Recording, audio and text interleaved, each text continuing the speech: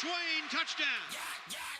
It's time for the Swain Event with your host, Jason Swain. My man.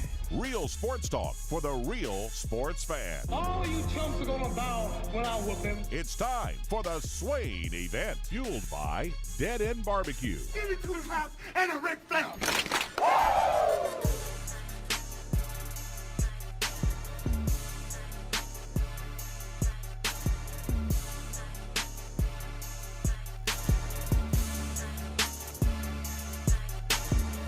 Swain Event, SwainEvent.com, fueled by Dead End Barbecue, top 100 barbecue restaurant in America. Ben McKee, Jason Swain.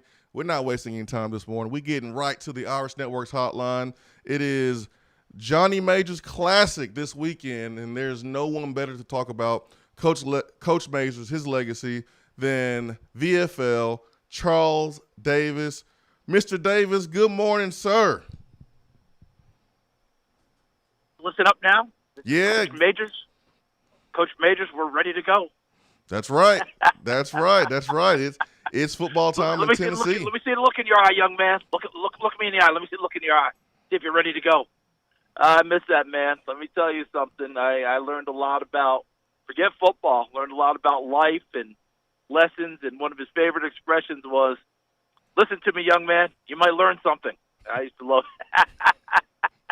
It's funny how many things run through your head when you think about the people that you learned from, that taught you, that cared for you, even when they were kicking you in the behind. So I hope all of you guys are well.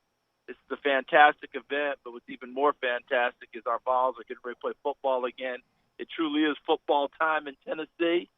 And let's get a W on Saturday. Let's do it. Let's honor the man, the legend, and Coach Majors, and let's go out here and get a win. Both programs just mean so much to Coach Majors. He won a championship there at Pitt, and then came home to fix Tennessee football, and he did that with your help, Charles, along with so many other great teammates of yours. Yeah, a lot of others. Yeah, man, a lot of great players, a lot of hard work, a lot of sacrifice, a lot of pride, putting that power tee on.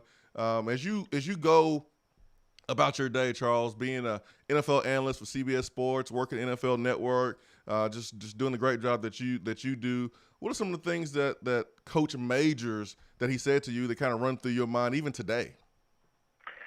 Well, it's funny that I read a quote, guys, a number of years ago, reading books about Vince Lombardi, the great coach of the Green Bay Packers, and finished up in Washington his last season before cancer took him.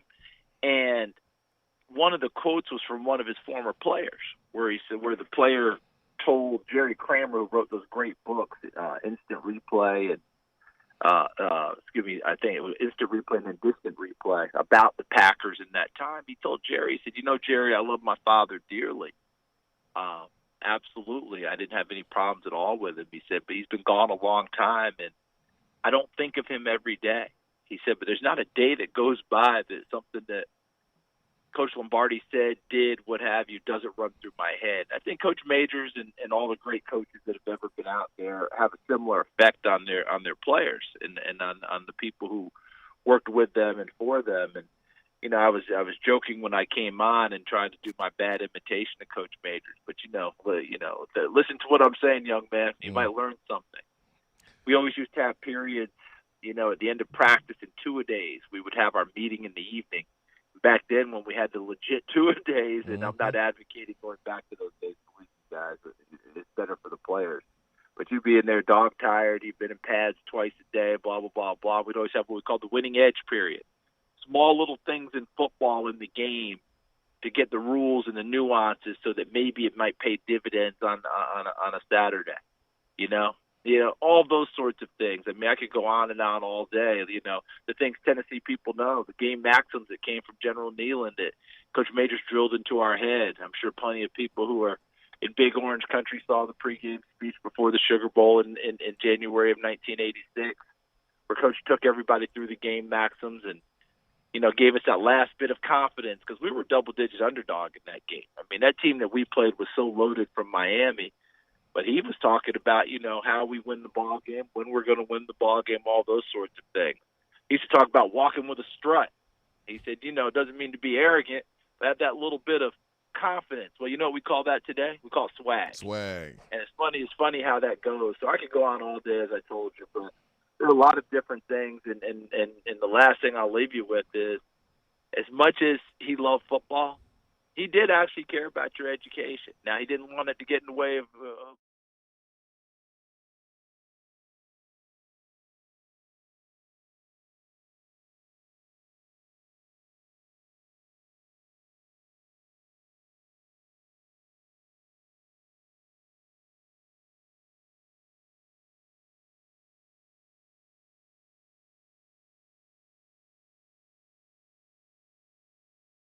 play at the next level.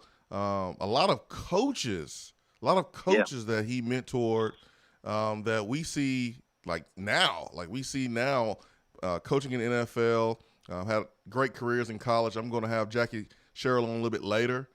He's going to please tell Coach Sherrill hello for me, please. I sure will. I sure will. And I when I was calling games, he was at Mississippi State, during that time frame. And you give Coach Sherrill a big hello for me. Oh, I sure will. I remember it was 5 years ago. I was doing a show up in Johnson City, and it was Jackie Sherrill and it was Johnny Majors. And I remember telling someone, I was like, "Yeah, I'm gonna have Coach Majors on, Jackie Sherrill.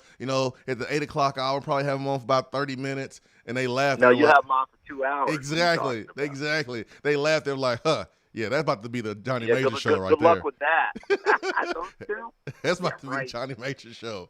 And it was legendary. It was an awesome show of stories and just the respect that Coach Sherrill has for Coach Majors. And every time that Coach wanted to talk, Coach Sherrill just stood back and let him go. Just let him go. And it was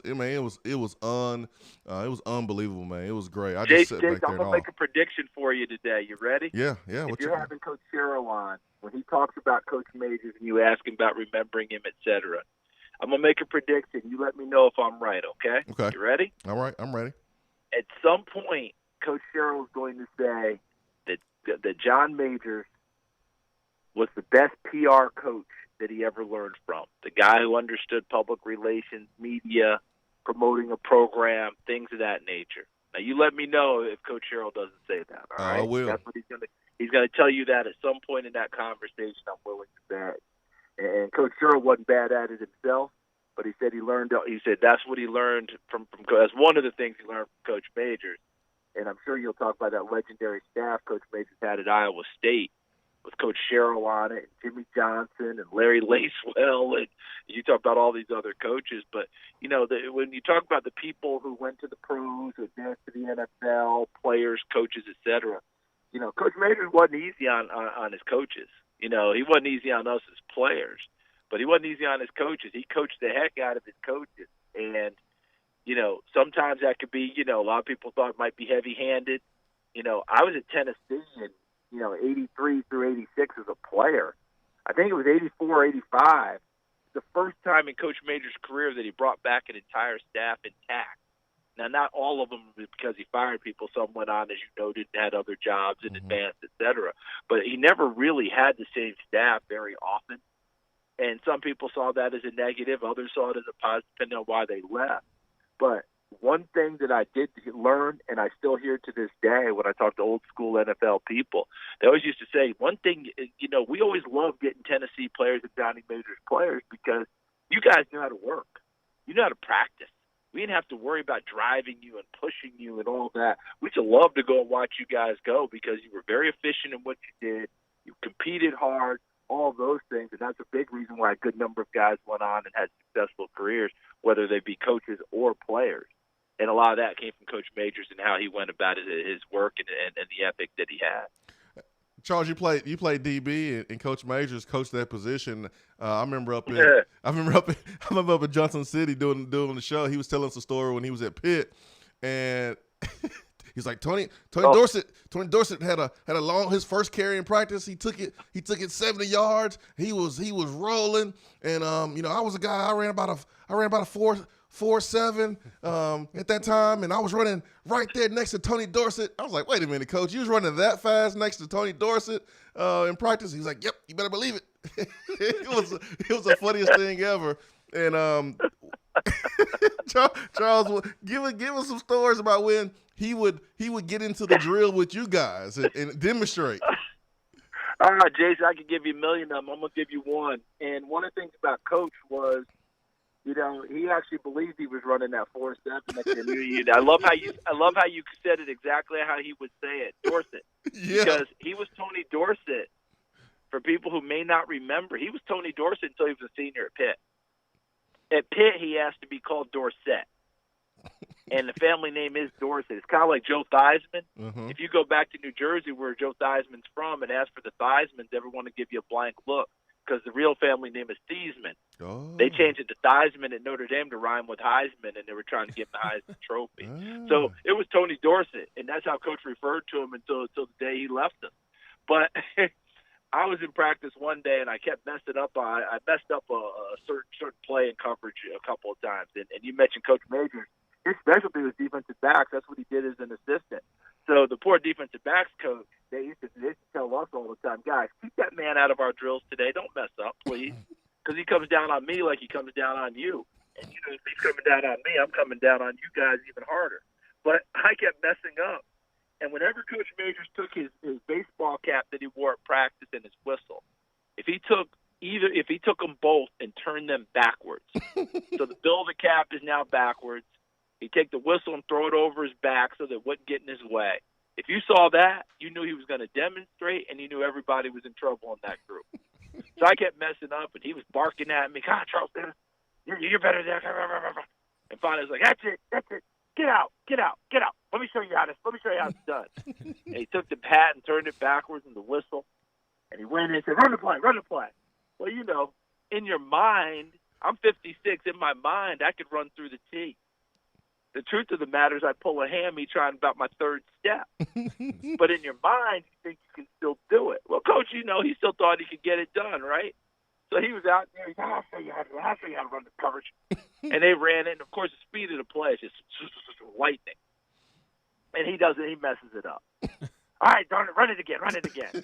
They ran it again. And, of course, he couldn't keep up. He turned around, and as loud as he could, he said, Charles Davis, you have messed up that coverage so badly.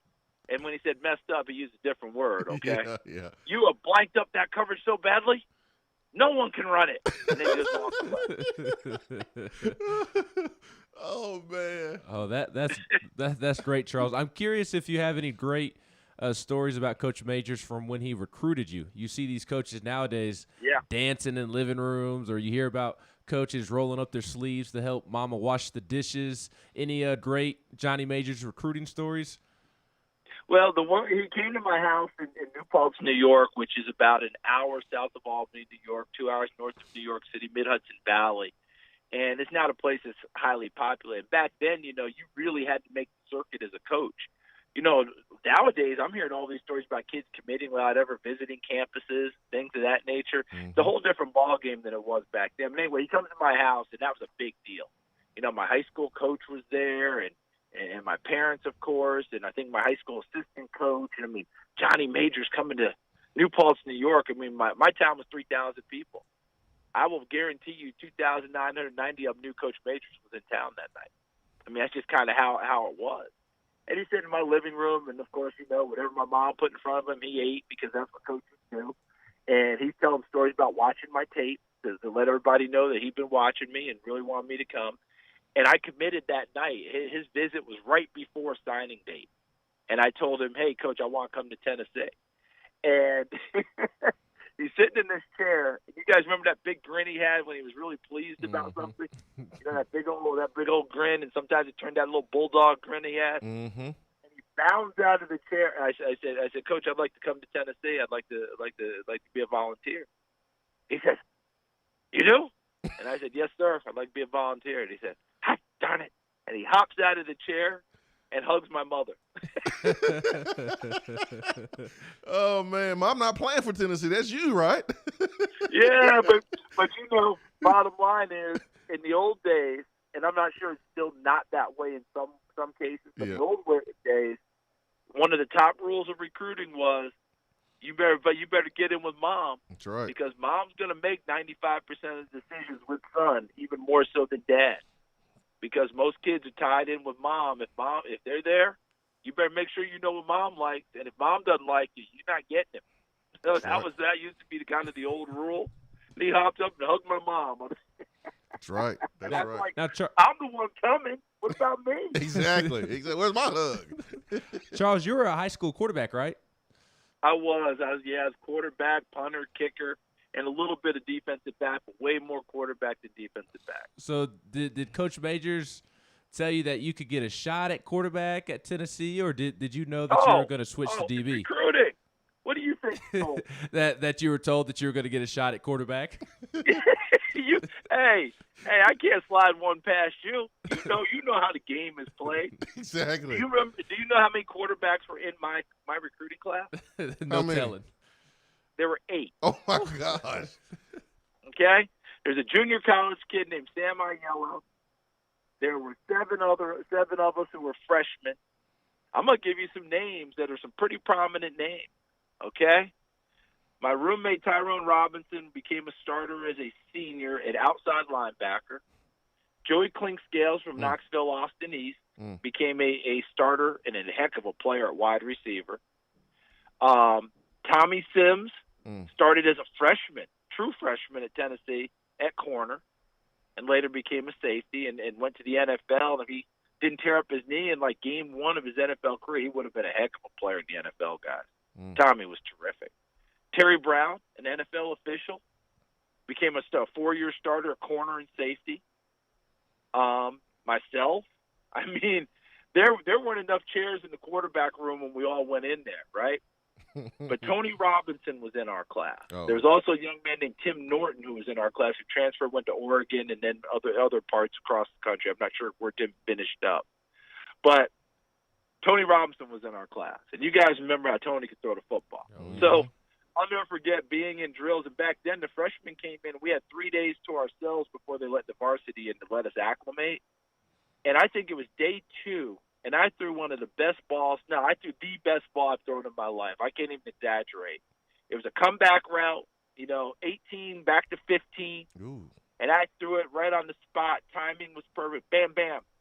And Al Saunders was the offense coordinator, quarterback coach. Oh, that's a great ball, Charles. Beautiful ball. I was like, man, I was on top of the world. Hot dog. The very next person to throw was Tony Robinson. And that thing left his hand and went whistling through the air. And I realized that ball that I threw was the best ball I'd thrown in my life. I put all my effort and intensity into it. And Tony did it as effortlessly as you and I roll out of bed. Well, at least when I rolled out of bed when I was 30, not when I'm 56. But anyway, I went, oh, boy, I am in trouble. And that afternoon in between practices, because that was a morning session, George Catavlos, who was our defensive backs coach at the time, said, hey, come by and see me before afternoon practice.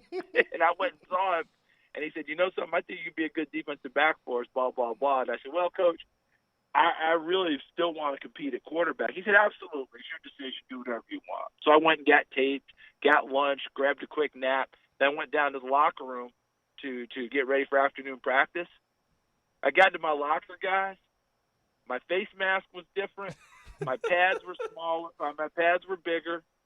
My number had changed, and I went, I guess I made my decision to be a defensive back. I didn't realize I'd said that. That's right. And that was all she wrote right there. That was all she wrote.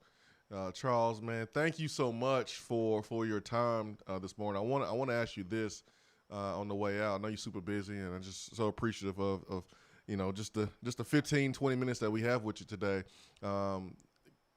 Coach Majors is Tennessee, and Tennessee is Coach Majors.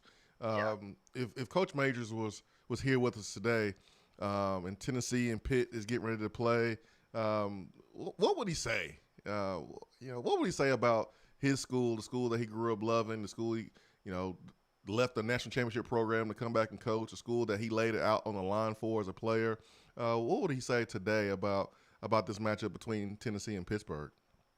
Well, he'd be beyond proud, as you know, and it'd probably take him about 3 hours to say it all. He'd give a speech like Fidel Castro, where he gave the state speech, and people had to sit there for 3 hours to listen to it because he'd have a lot to tell you. But I think ultimately what it would come down to is something along the lines of family is what you make, right? You can create family anywhere. All of us who played at Tennessee, every one of those guys in the locker room became our family. All right, we know that, right? Wherever you went, wherever you go, the bonds that you create, that becomes family for you. For him, that would have been Pitt, and he treasured those relationships. Tennessee was blood. It's a little bit different. It's where he grew up. It's where he went to school, where he met his wife. You can go right on down the line, right, where he started his family. All of those things. And for him to leave Pitt and to come home, blood had to bring him home. The bottom line family brought him home, okay? Because if you go back and look, check the records that Jackie Sherrill had right after Coach Majors. Not that Coach Sherrill wasn't a great coach, he was. But check the records. If Coach Majors stays at Pitt, I think he wins at least one more national championship. And Pitt came darn close with Coach Sherrill. They were loaded. He had to come home for a reason. He came home because of the blood part of the family. That's what Tennessee was for him. That orange blood that runs through our veins, that was his. And it ran through his veins until the day we lost him. So I think that's what he would think about this one. And let's face it, we're all going to miss him. And I'm just like the guy who played for Vince Lombardi. There's not a day goes by I don't think of Coach Majors. That's just the way it's going to be until they close the lid on my casket one day. Wow. Charles, man, thank you so much for your time this morning. Powerful, powerful, powerful as we celebrate Coach Majors this weekend, the Johnny Majors Classic, Pitt, Tennessee. So many great stories about Coach Majors, so many passionate stories about Coach Majors. I'm just glad that you were able to share some with us today. I really appreciate it. Hey, thank you guys very much for having me. Let's go get them Vols this weekend. Let's go get them Vols going forward. Keep lifting up Coach Heupel and the brand-new staff. It's their opportunity to get us back to where we belong. And, Jason, congratulations to you, part of the Vol Network, bringing us to games. That is fantastic. I could not be happier.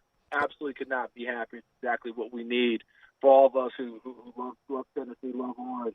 VFL on the mic. That's I'm right. loving it. You guys take care of yourselves. And don't forget to tell Coach Jackie Wayne Sherrill that I said hello, old Jackie Wayne. I sure will. Thank you, Charles. Bye, guys. Take care now. Thank you. Charles Davis, VFL. Charles Davis. Wow.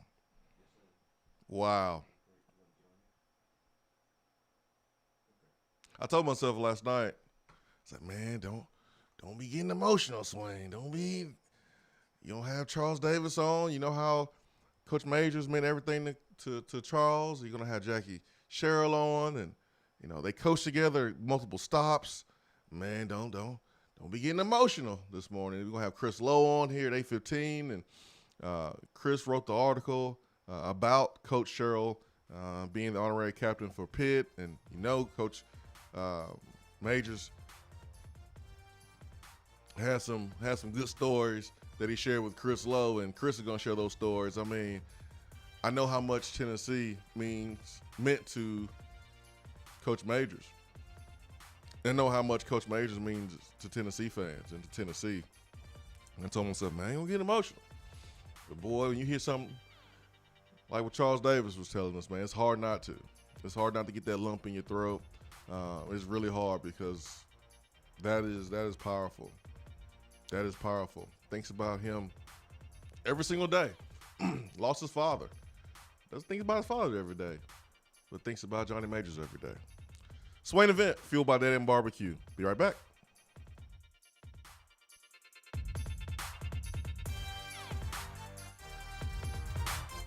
If you want to get in on the conversation, call the Iris Networks hotline at 865-200-5503. Grow your business with Iris Networks high-speed fiber internet.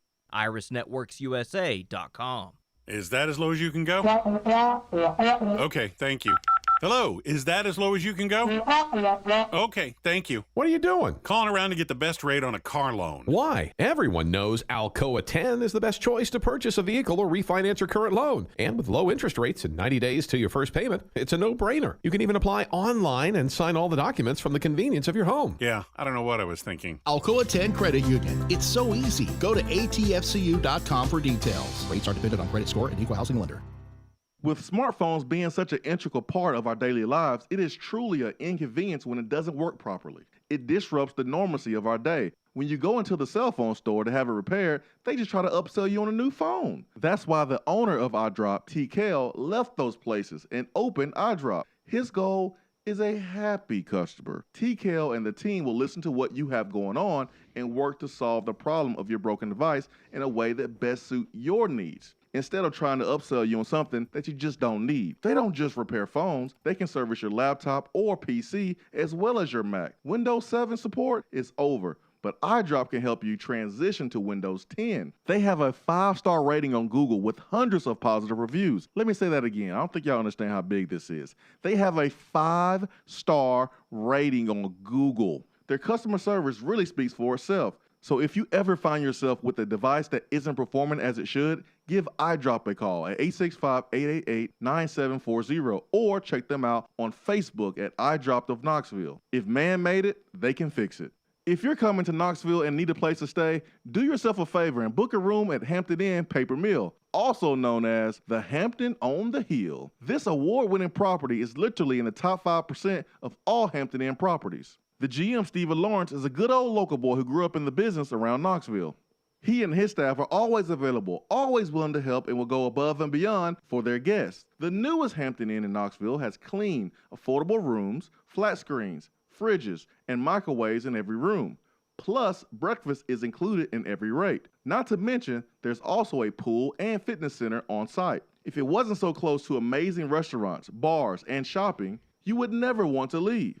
At only 6 miles from campus, you're still right in where the big orange action is. Go to HamptonInn.com, search Knoxville, and book your room at the Hampton Inn Paper Mill or call 865-693-5400. Good morning, Swain Event crew. As the weather heats up, so does our market, and from Johnson City to Knoxville, eager buyers are grabbing up many available properties. The chili is hot in East Tennessee, so if you are ready to buy or sell or want to talk more about our local real estate market, I'm just a phone call away. Or email me at jennifermorris865@gmail.com. And go Vols! We're here with Dr. Michael Carlson of Tennessee Regenerative Sports Medicine to discuss PRP, platelet-rich plasma. If you have orthopedic injuries such as shoulder pain, knee pain, Achilles tendonitis, or tennis elbow, you should give them a call. Good to be back, Jason. We specialize in non-surgical orthopedics, so we treat damaged tendons, ligaments, and joints, including rotator cuff injuries, knee injuries, and elbow and foot problems by using ultrasound-guided injections with PRP. And this form of treatment helps stimulate the body's own reparative process and assist in the healing of damaged tissue. Doc, what makes your training different than others? I've been practicing in Knoxville for over 26 years, and I'm certified in interventional regenerative orthopedic medicine through the American Academy of Orthopedic Medicine. They've been the leader in this form of treatment since 1983. I also teach this form of treatment on a national and international basis to other physicians, residents, and medical students. Here in our clinic, I'm the one doing the procedure, and we're using your own PRP, which are concentrated platelets, to treat your injury. So in other words, Jason, it comes from you and it goes back to you. So you know exactly what you're getting and know exactly the level of training involved. Do what the pros, college athletes, and I have done, and visit them online at trsportsmedicine.com. Tennessee Regenerative Sports Medicine, East Tennessee's leader in PRP therapy. Top 100 barbecue restaurant Dead End Barbecue is a no-brainer when you are craving the smoky flavor of quality Q. Dead End makes it easy to enjoy their fantastic menu with online ordering from Chow Now for pickup. Or if you don't feel like leaving the house, then have Dead End Barbecue delivered right to your door by Loco Knoxville or Bite Squad. Cheer on your favorite team with the best barbecue around. Check them out online at deadendbbq.com. Dead End Barbecue. The search is over. For a replay of each day's Swain Event TV, like us on Facebook.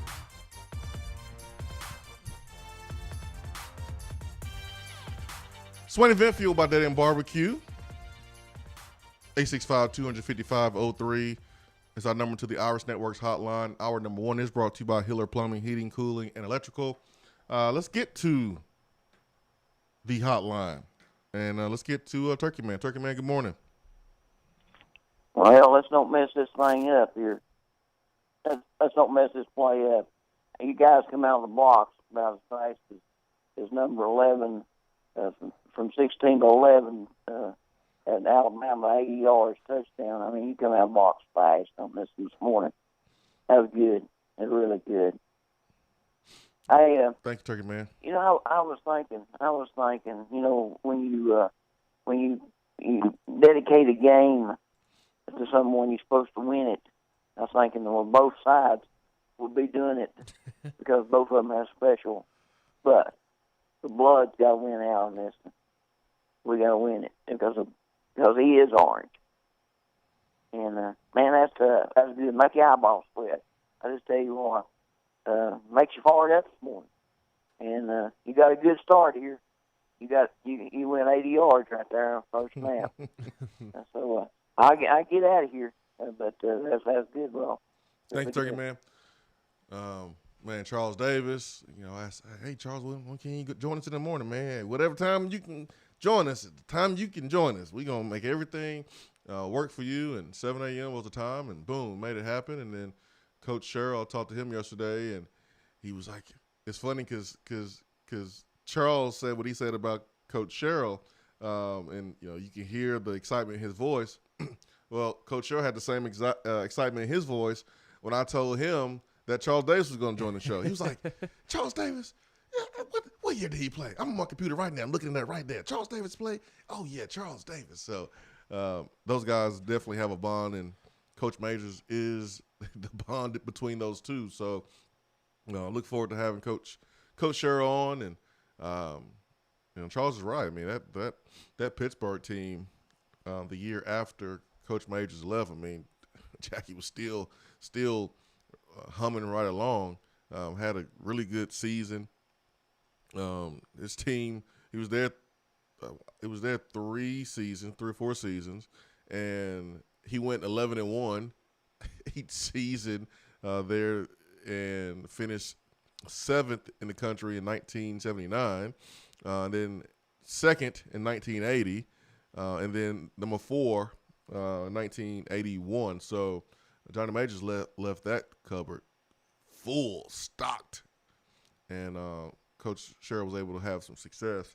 But the thing that stood out from Charles Davis' comments is Pitt was family, but Tennessee was blood. Oh, man. Woo! Woo! They give you chills right there. Mm-hmm. That just gives you chills. So Chris Lowe's going to join us at 8:15. Jackie Sherrill's going to join us at 9. Looking forward to those conversations. Adam says, like, on the text box, got my tickets for Saturday. It's my birthday on Sunday. It's also my 5-year-old son's first game. I don't know who's more excited, him or me. That's a win-win right there. It is. That is a win-win. Am I the only one who listened to that interview and was reminded of why we gather around here from 7 to 10 every morning? Like, we don't do it just to do it. We do it because we love Tennessee. And it feels like over the last couple of years, we've kind of forgotten why we gather around each morning, the Swain Event family. I know it kind of pumps some life into me in that sense of remembering why I kind of went into the career path that I did, because I wanted to be around Tennessee football all the time, and why I do what I do, and why I wanted to start my family here, because I love Knoxville, I love Rocky Top, I love UT. Like, it was a good reminder of why we love Tennessee, because Johnny Majors does embody Tennessee. Johnny Majors is one of the folk heroes you always hear about.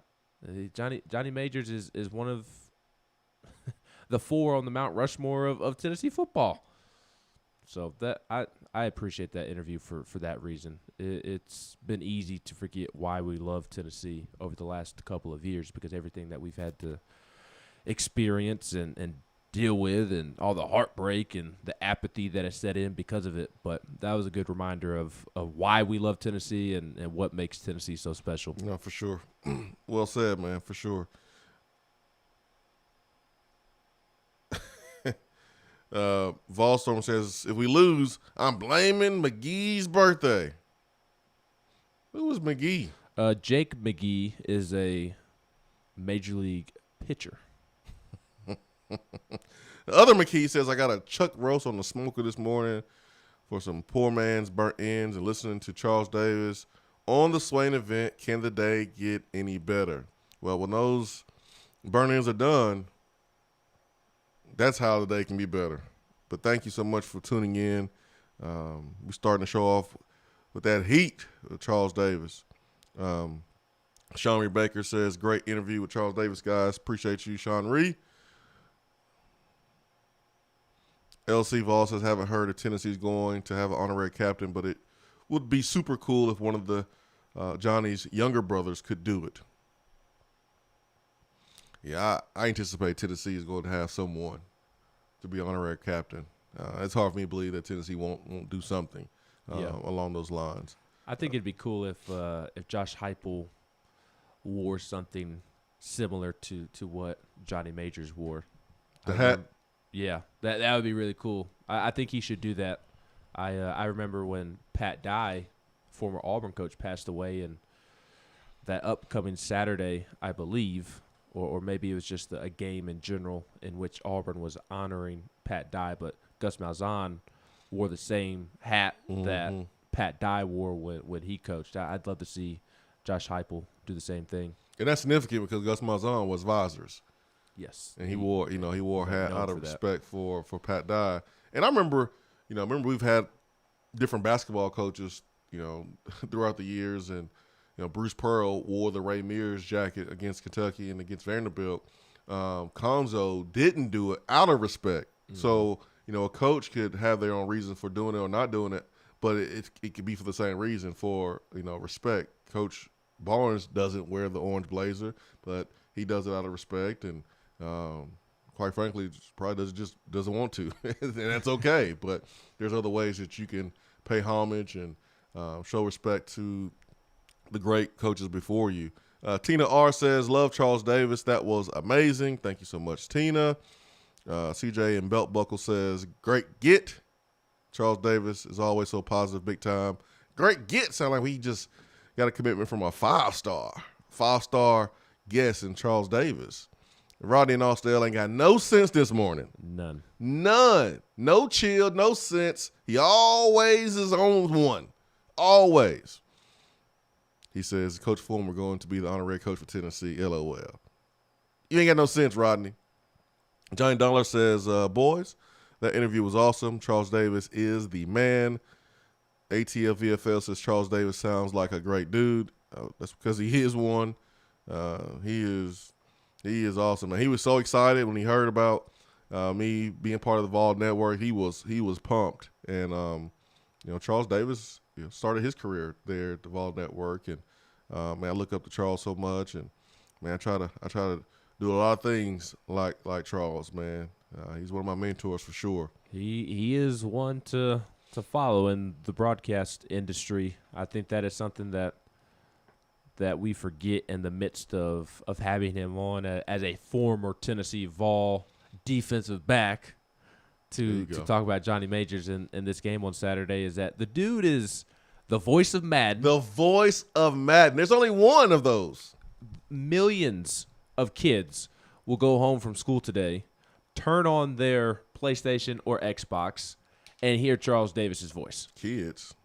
How about people? How about co-hosts of morning shows? No, I haven't bought this year's Madden. I do have last year's Madden. I was thinking yesterday that I need to fire it up and get my franchise going, since the Steelers and Titans play this weekend. But new home, new responsibilities. I am just overwhelmed constantly with work, whether it be at home or actual work.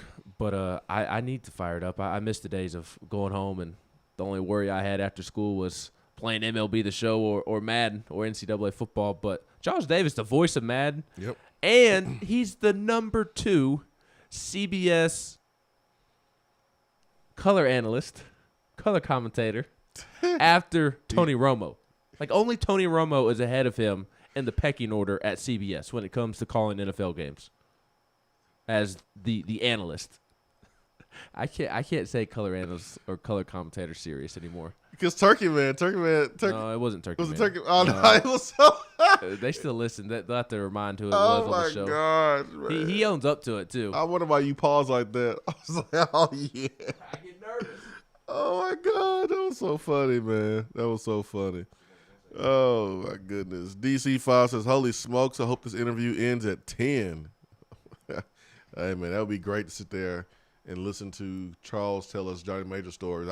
We could do a whole show. I would be cool with that. Oh man, We'll have to try to reach out to Charles and next off season see if we can get him on for a show. Man, be an honorary co-host. Rodney in Allsale says Tennessee is broadcast you. Okay, yeah. That's right. We can claim that. Vestavia Vol says CD is the class of Tennessee. Yes. Oh man. Jamel says color analyst. I'm dead. The hesitation killed me. Yeah. Look, I was nervous. I don't know if somebody would misunderstand. Well, all right. Let's provide some context to explain what happened because we got a lot of new listeners. So, one day we were talking about somebody being a color analyst, and the text box was just active, and I was like, wait, this person was like upset that we called the person a color analyst, and he was black. He's like, no, he's you have to call him color analyst. He just like everybody else. And I was like, wait, oh, I see why he's upset. No, like the title is really called color analyst. He provides color to the game. He explains the game from a football X's and O standpoint. You have the play-by-play guy that's talking down the distance and kind of explaining the game, what you see here and there. But the color analyst talks about like, okay, this is what happened during that play. This is why that play worked. This is why that play didn't. It is really called a color analyst. And the guy was so embarrassed, and it was just a really, really lighthearted and fun moment. It really was, man. Now I get nervous. Yeah, it's a bit. That's why I'm being paused. Every time I have to say it, I get nervous, especially when they actually are black.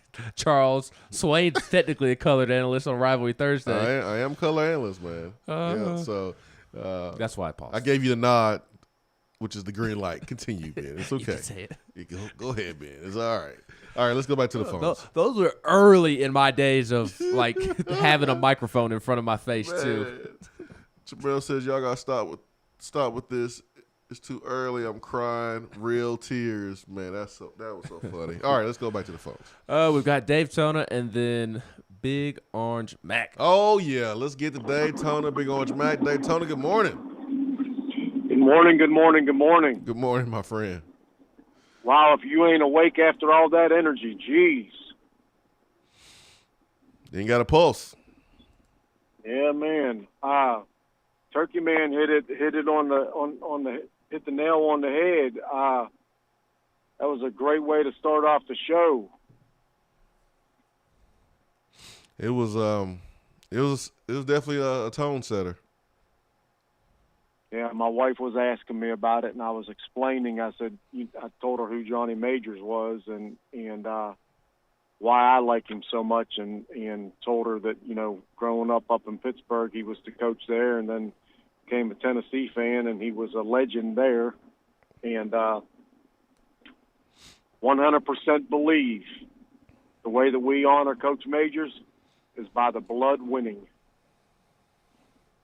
I hope our boys are psyched and ready to go out and represent. So he was the coach at Pitt when you were growing up in Pittsburgh? Yes. How big of a deal was he, or do you remember him being when he was coaching there at Pitt? Oh, Coach Majors was Oh man, Daytona. Oh, there we go. Daytona, say that again. You cut out on us. You cut out Daytona. Say it again. People in Pittsburgh were were very blessed with the fact that they had a lot of longevity with coaches and awesome coaches. 1973 to 76, man. National championship, built a program that still was a top 5 program, champion contending program, even after he left. When Coach Jackie Sherrill took over, built Tennessee back. Took some time, but built Tennessee back and put Coach Foreman in a position to go win some big time games and win a championship and compete for championships in other years. Coach Majors' record would have been a whole lot better if he chose just family over blood, because he had a stacked team there at Pittsburgh. But wow. The impact that he has on so many fans and former players is amazing. Go ahead, Ben. No, just Daytona wanted to call back in and finish his answer since his phone was cutting out. So, okay, Daytona, the floor is yours. All right. So, Coach Majors was a big deal. Coach Majors was a big deal at Pitt. Very well respected. You see by the teams that he had, he was a heck of a recruiter. He was everything at Pitt that he was at Tennessee. I mean, the man never changed. And he was well regarded in Pittsburgh as a head coach and around the community and who he was and what he did for Pitt. The same as Tennessee. The one thing, I never met him, but the comparisons from Pitt to Tennessee, the man was true to who he was, and he was an all-around good guy, great coach. But it was exciting hearing Charles Davis, a ex-player, speak so highly of him, and I'm just excited. I just really, really hope that we come out, we're fired up when we go out there, and we honor him with a win. For sure. Thank you, Daytona. Let's get to Big Orange Mac. Mac, good morning. Good morning, Jay Swizzle. Good morning, Benjamin. First of all, there isn't a better representative of the University of Tennessee than Charles Davis. Facts. Nope, not even close. I mean, I can't even put it into words, man.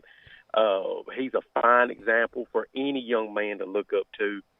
And don't get me wrong when I say somebody's gonna hear me say this and run it and anyway.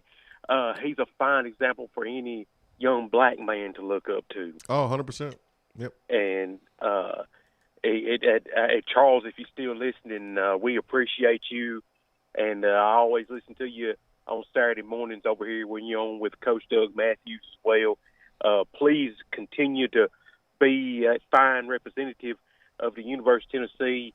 And he ain't ashamed to let folks know on the national broadcast where he went to college at. Always so repping. Keep doing that. Always repping. Hardly home, but always repping. I love it. Coach Majors, which I've been watching a whole lot longer than y'all have. Mm-hmm. Coach Majors is Tennessee. I think I've shared with y'all when I met him at a coach's clinic, and man, it was just like I'd never met the man before. He'd never met me, and he stood there and talked to me for a good 6 or 7 minutes and asked me was I enjoying the clinic, and asked me how old I was, and he said that's good, young man your age getting into the coaching profession, and you might be a college guy. No, I don't think I'd be that, but very encouraging, words to say to me, and his former player Anthony Hancock was standing there, so I was in hog heaven. I had 2 former All-American University of Tennessee football players and a coach talking to me like they had known me for 100 years. That's just the type of man he was. And if you go back and look at his coaching tree, not only with Jackie Sherrill, but with Jimmy Johnson, Barry Switzer, when he was at Arkansas, I think Barry Switzer and Jimmy Johnson was players, and Jackie Sherrill was a coach. Then Sherrill followed him to Iowa, followed Johnny to Iowa State, then at Pitt. And the funny, what makes me always laugh, Joe Pa thought Jackie Sherrill, Barry Switzer, and Jimmy Johnson was the scourge of college coaching back in the 80s. He despised them. And, I think that's kind of a knock at Johnny because they learned a lot from Johnny. I hope everybody shows up Saturday. I need the student. If there's any students listening, wake your butt up, get to the stadium, make some noise. We need that Virginia Tech atmosphere when they played North Carolina. The comments from Pitt's coach, he kind of downplayed the stadium and the crowd and all that. Show up, show out. I'm challenging everybody. If you're able to go, show up and show out. Let's make it like it was in 2015 when we played Oklahoma. Let's do it. Let's get it. For Gentlemen, sure. y'all have a great day and go Big Orange. Hey, thank you. I know that's what Coach Majors would want. He would want that atmosphere to be electric.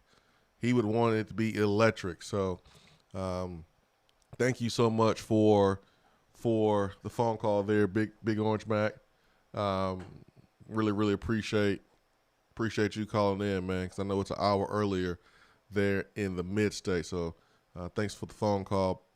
Mac, Vol in South Carolina says, or Vol in SC says, met CD, Charles Davis, at Orlando Airport a few years back, chatted for a few minutes. Such a down-to-earth guy.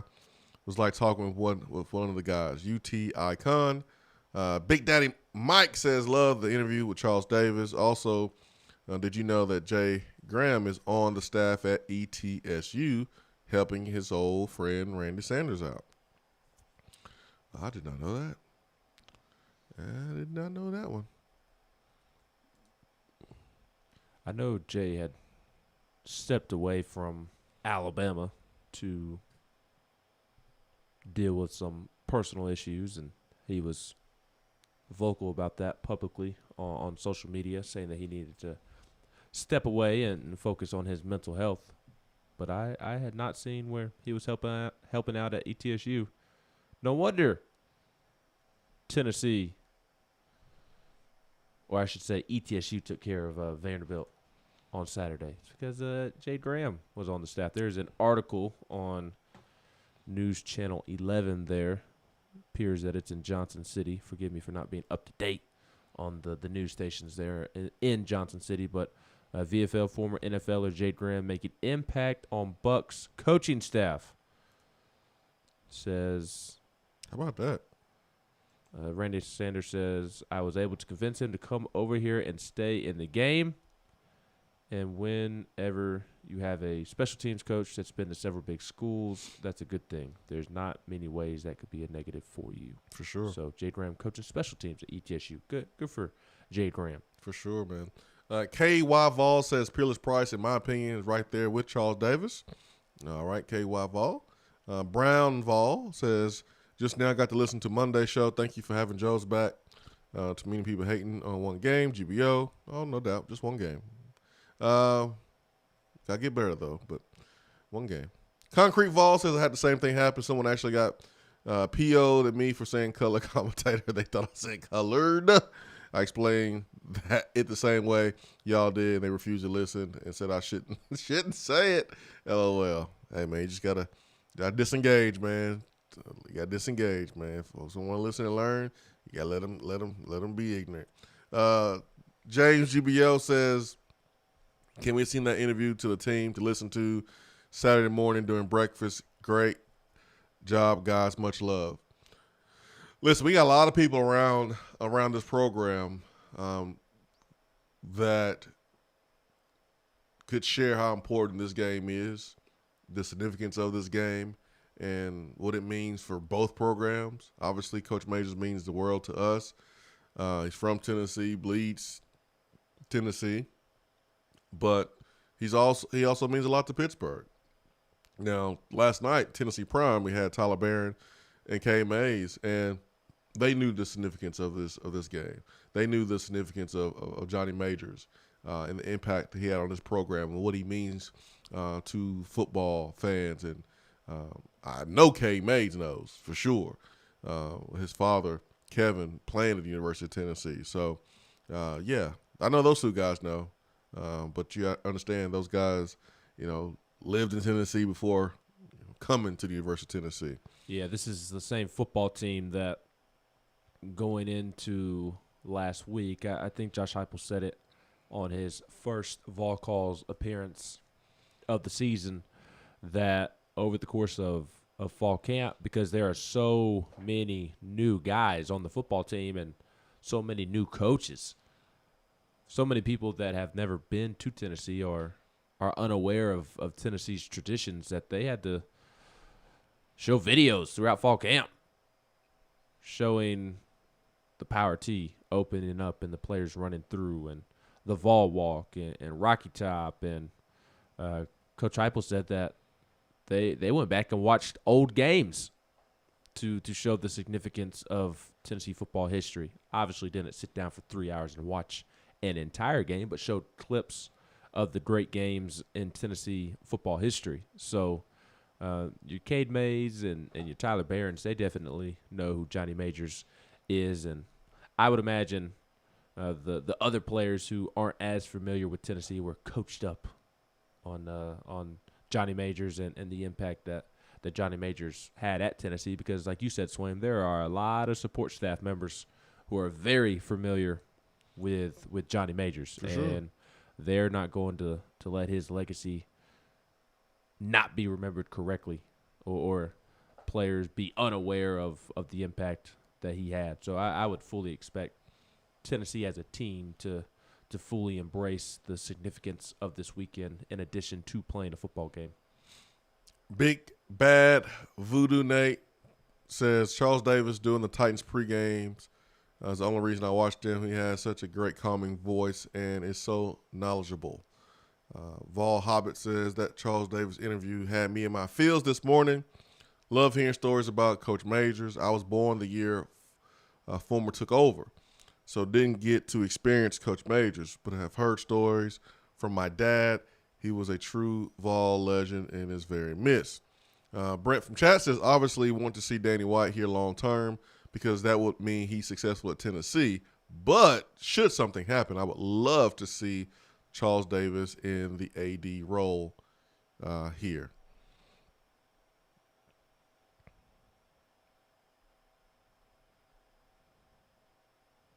Jennifer Morris says that she was listening to the show this morning, and she had to do some labs this morning, and the nurses in the labs are now hooked. Shout out to the new listeners.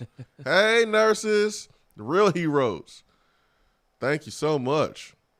Landon says Hyatt will capital letters get 100 yards this Saturday. Redemption will be had. He'll have opportunity, and I think they'll need the receivers. I think we'll need the receivers to make some big plays, whether it's one guy getting over 100 or if it's a collective group. I think the receivers are going to play a big part in this game. If Tennessee's going to win, you get Jimmy Callaway back, and so he's one of Tennessee's top 2 or 3 receivers, and it's going to be big for Joe, man. He got to play good. Pitt's no slouch. Pitt's a good football team. Very impressive. It's a reason why they're favored. It's a reason why I said they would be favored this summer. It's a reason why. So Tennessee certainly has to come out and play a whole lot better. And I think there are a lot of things that we saw last Thursday will be corrected, but Pittsburgh's gonna make corrections too. I mean, they put their pants on the same way as we put our pants on. So they on scholarship as well. It's gonna be a good game. 865-255-03. Hour 2 is coming up. We'll talk to Chris Lowe at 8:15. Stay with us.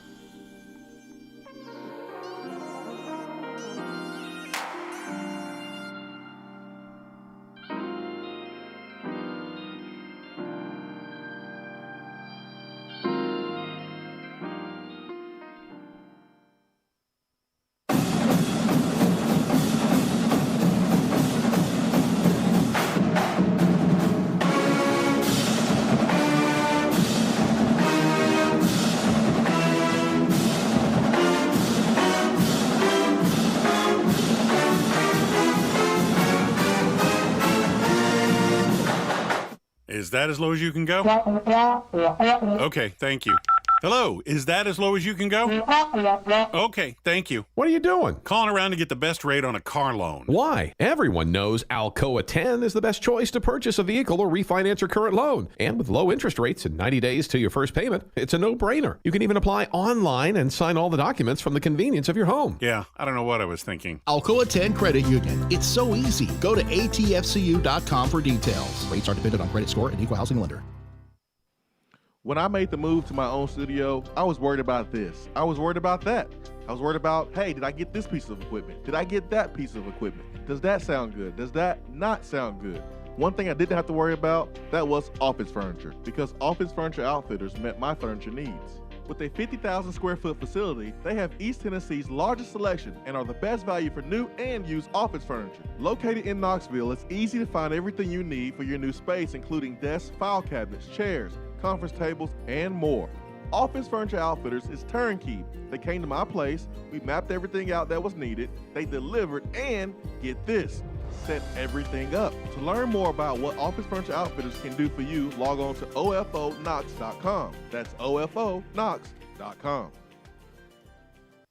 Top 100 barbecue restaurant Dead End Barbecue is a no-brainer when you are craving the smoky flavor of quality Q. Dead End makes it easy to enjoy their fantastic menu with online ordering from Chow Now for pickup. Or if you don't feel like leaving the house, then have Dead End Barbecue delivered right to your door by Loco Knoxville or Bite Squad. Cheer on your favorite team with the best barbecue around. Check them out online at deadendbbq.com. Dead End Barbecue. The search is over. Touchdown or Turnover is backed by Alcoa 10 Federal Credit Union, a place where you belong.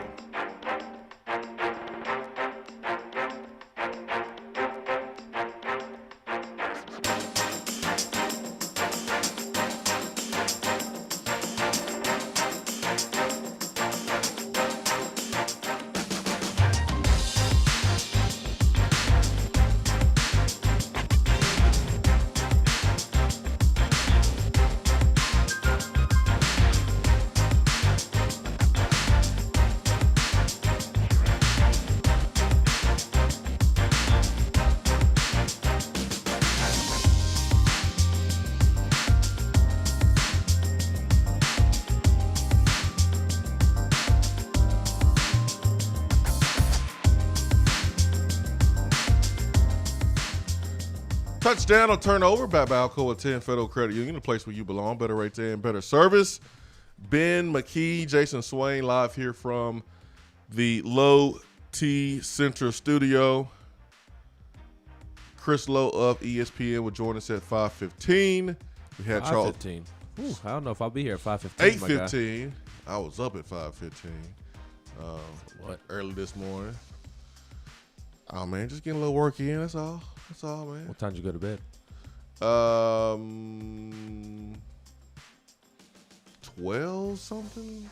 I actually woke up at 2, and I was like, it's not time to get up. What am I doing? I was ready to roll at 2, and I went back to sleep. Got up at 5, and then was ready to roll. Man, took the pup for a walk. He barking at folks, waking folks up. Ooh, your neighborhood's gonna hate you. I don't care about these folks around Like here. that man. Well, wake me up. I don't care. I actually was trying to get him to stop, but man, he's still a puppy, man. He's 6 months old. Oh, he ain't gonna listen. Yeah. Barking at folks. So trying to get him right, man. So took him for a walk so that way he can chill out during the show. Yeah, I do prefer him chilling out during the show to barking at folks on his walk. Man, he's he's puppy, he's hyper, but yeah. 8:15, Chris Lowe will join us. Not 5:15. And then Jackie Sherrill, former college football coach, coaching the SEC, coach at Pitt, coach with Coach Majors at several stops. He will join us at 9 a.m. And you wanna hear some stories between Charles Davis, Chris Lowe, and Jackie Sherrill. You're going to hear some stories today about Coach Majors. So definitely want to make this show today heavy Coach Majors because of the classic between Pitt and Tennessee this weekend. And we're going to have some more former Johnny Major players and people close to Coach Majors tomorrow, and so I'm looking forward to that as well. All right, touchdown turnover. Joe Milton, Tennessee, will connect on 3 or more 30-yard plus passing plays on Saturday. So the magic number is 3. 3 plus 30 yards or more passing plays against Pittsburgh, touchdown or turnover. I asked this because Cedric Tillman talked to media yesterday, talked about the past game in the first game and how those corrections have been made. Do you feel like we will see 3 or more 30-yard or more passes? Now, 30 yards is not that much, but Ben, what you got, man? Touchdown, turnover. I say touchdown. And again, hear what Swain just said. 30 yards isn't a ton in the grand scheme of things. I mean, that could be a 10, 15, 20-yard route and somebody make a guy miss and pick up some yards after the catch. That can equate to a 30-yard completion. So I say touchdown. I do think Tennessee manages to be a little more efficient in the passing game. I am still, quite frankly, very concerned moving forward, just with the amount of guys that Joe Milton did not see open. That is very concerning to me. And, I get it. It's one game, but Joe Milton is a fourth-year player. It's not like he's a true freshman making his second career start this weekend. So that is concerning. I'll be curious to see how much Josh Heupel and this coaching staff can correct that aspect of Joe Milton's game. That right now is the most concerning to me. And then also the receivers did not play well outside of Cedric Tillman, in my opinion. Tillman looked good on Thursday night against Bowling Green. He did his job. He was getting open. He said that in this offense, the receivers aren't asked to block a lot. I didn't really understand how that could be possible. Maybe you can give us some insight here in a minute. I don't think I should. Into that. Okay, let's not. But he said when he did block, he did grade out well. So it seems like Cedric Tillman really had a nice opening night. But the rest of the receivers, not the greatest performance. So I'm still concerned about the passing game in that regard. Joe Milton missing wide open guys and just the lack of assertiveness and lack of physicality from the receiver room outside of Cedric Tillman. But I do think they take a step forward this weekend. Although I'm concerned, I don't think they're as bad as they showed against Bowling Green. And Cedric Tillman, as you mentioned, spoke with the media and said that throughout fall camp, Joe Milton hit on those deep balls for the most part. Obviously, you're not going to be perfect. It's not a easy completion to make, but he did say, Tillman did, that Joe Milton hit on those passes for the most part during fall camp and during the game. He was on the sideline and they were chopping it up and correcting their mistakes and talking it out, and they've been hard at work this week trying to correct those mistakes on the deep balls that were not completed, and said that he did not expect it to be a problem going forward. I also expect Jalen Hyatt to bounce back. You mentioned him at the end of hour one. Cedric Tillman said that he's got a ton of faith in Jalen Hyatt as well, that he just needs to clean up a couple of things and remain locked in. And he makes big plays in practice, and Tillman trusts him to go out there and be a big playmaker for Tennessee on game day. So I think Hyatt also gets better. So I say touchdown. I do think Tennessee will have at least 3 completions of 30 yards or more. I think Jalen Hyatt's long against Bowling Green was 30 yards, and that was an intermediate catch where he made one guy miss, hit the sideline, and picked up 30 yards on the play. So 30 yards is not a lot, and we're talking about 88 plays that was ran against Bowling Green. You should be able to get three plays, explosive plays in the passing game or more when you're running 88 plays. So I'm going to say touchdown. I think something that you have to do if you're going to win this football game. So I'm going touchdown. I think we will see 3 plays of 30 yards or more in the air. I think we will see that.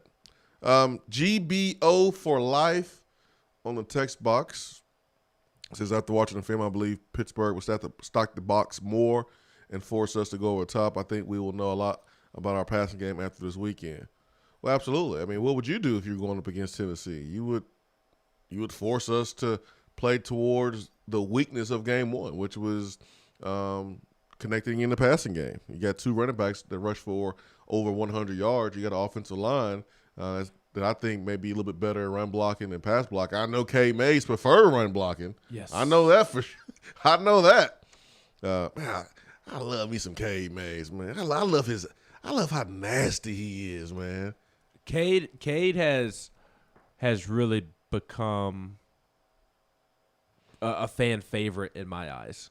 Like, I never thought poorly of Cade prior to doing Tennessee Prime. And you could always tell just through social media that Cade does have a personality, but his personality is really coming through on Tennessee Prime the last 2 weeks. And I've begun to really, really, really like Cade. Again, I didn't have a bad opinion of him before. It's just I didn't really know his personality, which is why doing media availabilities and things like Tennessee Prime are, in my opinion, so important to players, because it gives you a chance to show off your personality. And Cade has done that the last 2 weeks and has been awesome. And I've really grown to like Cade. And if you missed last night's Tennessee Prime, you can check it out. It's in podcast form on the Swain Event app, on SoundCloud, on Apple. So many different ways to listen. You can go back on YouTube and watch. You can go back on Facebook and watch. And I encourage you to do so. Tyler Barron and Cade were awesome last night. Brandon Luckett, nah, bro. South Pittsburgh says, what player from the past could you insert into this roster to give this team biggest boost overall? Peyton Manning. Yeah. I think this game is going to come down to White. Tennessee's defensive, Tennessee's defensive line. I think when you are playing against a team outside of the SEC, one thing that you hear coaches talk about the difference with this league, it is the athleticism, it is the speed, it's the power of the defensive line and how deep the defensive line units are in this conference. I think Tennessee's going to have to really show up in that area. So I would probably take somebody from the past on the defensive line if I had to pick. Are we talking about for this particular game? Mm-hmm. I would still go quarterback just because I think quarterback is still a big question mark for Tennessee. But if not Peyton, then I agree with you. I'm going defensive lineman. Give me Reggie White or Derek Barnett. I'll tell you a sneaky matchup that I'm worried about from Tennessee's perspective going into this football game is the center position matched up with Pittsburgh defensive tackle Kalijah Clancy. If you go turn on the film from the game against UMass, Kalijah Clancy, a redshirt sophomore, wears number 8, a big old boy right there in the middle of Pitt's D-line, and was the player everybody was talking about on Pitt's defense coming into the season. He looked really good against UMass last week. And, again, I get that it's UMass, but, again, he was the guy that everybody was talking about coming in the season, and you kind of look at who he would be going up against, and it's that center position. And Cooper Mays. Jerome Carvin, probably. Banged up. Yep. I truly don't have any insight to whether Cooper will be available this weekend, but just reading the tea leaves, I mean, it doesn't seem like they're too confident. It seems like he's really that ankle is really hampering him. And, I mean, even if Cooper can go, I mean, how effective is he going to be able to be with a bum ankle going up against a great player for 4 quarters? 4 quarters, keeping that thing loose. In September in the heat. Yeah, well, in the heat is better than playing in the cold. It's when it hits halftime and you got to keep that thing loose. Now he's gonna be on some pain meds, and so it'll be hitting him real hard, going through his veins, and maybe he's a guy that can handle the pain. It's not a big deal, but he's also playing a position where there's not a lot of movement. There's not a lot of cutting, things like that. So linemen can typically play with a bum ankle, whereas skill position players can't. Because you're cutting. So how severe is it? Is it a high ankle sprain? If it's a high ankle sprain, he's gonna have some trouble. But if it's a normal ankle sprain, something like that, then he may be able to play through it. But the question is for how long, and how long can you play less than 100 when the guy in front of you is at 100? Yep. And so, the guy in front of you is really good. So that's a matchup that I am low-key, high-key concerned about, whether it's Cooper, Jerome, or whoever. Tennessee's going to have to do a good job with Kalijah Cansey right there in the middle of Pitt's D-line. He looked really good against UMass. Well, let's take a break, man. Let's get Chris Lowe on here. And after we have Chris Lowe on, I'll answer Big Orange Jay's question, who says, "No, Swain, tell us why the receivers are not asked to block." Yeah, you ain't getting out of that one, my guy. I mean, I'll just tell you, I'm not a fan of that. But I'll go in detail after we talk to Chris Lowe. So we'll take a quick timeout, and we'll bring on Chris Lowe, senior writer, ESPN, coming up next. Stay with us.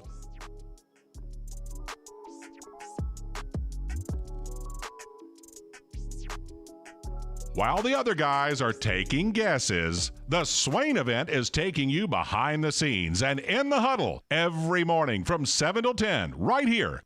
When you start your own business, you know that branding can make or break a new venture. That's why Swain Event relies on 42nd Street. 42nd Street is a strategy agency focused on finding creative, open-minded, results-driven solutions to brand design. After over a decade of operations in East Tennessee, the brand architects at 42nd Street have the experience and creative know-how to ensure the success of your business branding, logo, web presence, and more. To see a real-life example of their amazing work, you can check out our website at swainevent.com.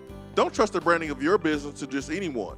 Check out my friends at 42nd Street online at 42st.com or give them a call at 865-382-7007. 42nd Street, brand, strategy, design. More and more Tennessee businesses are switching to Iris Networks for reliable, local, high-quality, high-speed business fiber internet. Iris provides direct internet access from 10 megs to 10 gigs with no payments for 90 days.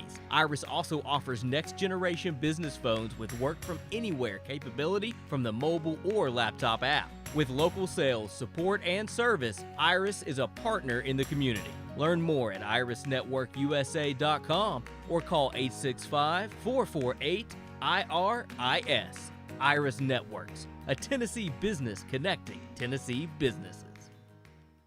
When you see the happy face on our truck, you'll be smiling because you'll know that you're in love.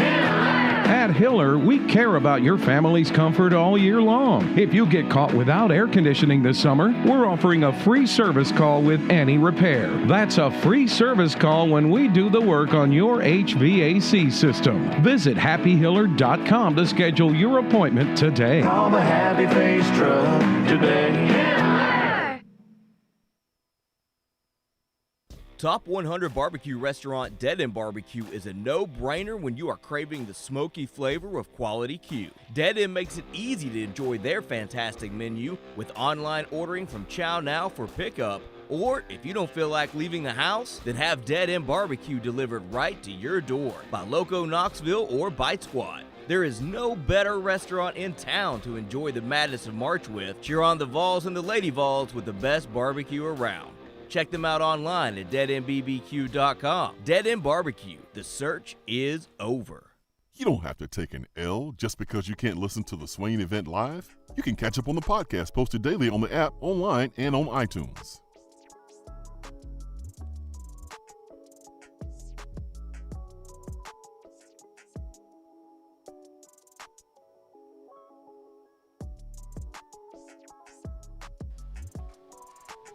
Swain Event, swainevent.com, fueled by Dead End Barbecue. Chris Lowe of ESPN, senior writer, will join us right now, actually. He is joining us right now on the Irish Networks hotline. CeeLo, good morning. Good morning, Mr. Swain, Mr. McKee. It's always good to be with you guys. Mr. Lowe, sir. Hey, I hear you had my classmate on earlier this morning. Is that correct? CD, Charles Davis. Charles missed, I want this on the record, Charles missed way more astronomy, 755 astronomy classes up on the hill, circa 83, 84 than I did. So I'm calling him out on that. Yeah, I don't think he needed that to be the voice of Madden. Yeah, No. and he was dealing with a broken fibula. I don't think that you were. Charles, I'd say Charles is done quite well for himself. Yeah, Just a little bit. He doesn't need to know about the stars and stuff when he is being the voice of Madden. I think he's good. You know what? It's funny thing about Charles. I'm sure he told you. When I met Charles in school, he came to Tennessee from somewhere up in New York, maybe upstate New York or somewhere up in the Northeast. So I always thought he was from the Northeast, but he actually had family, or maybe during his early childhood lived in Elizabethton. Yep, he's born there. And until later on, all the time we were in school, I never knew that. It was only later on that he told me that. So he was a Vol at birth, I guess you could say. He really was, man. He really, really was. I know you got Johnny Major stories for days, Chris, as we honor Coach Majors with this game this weekend.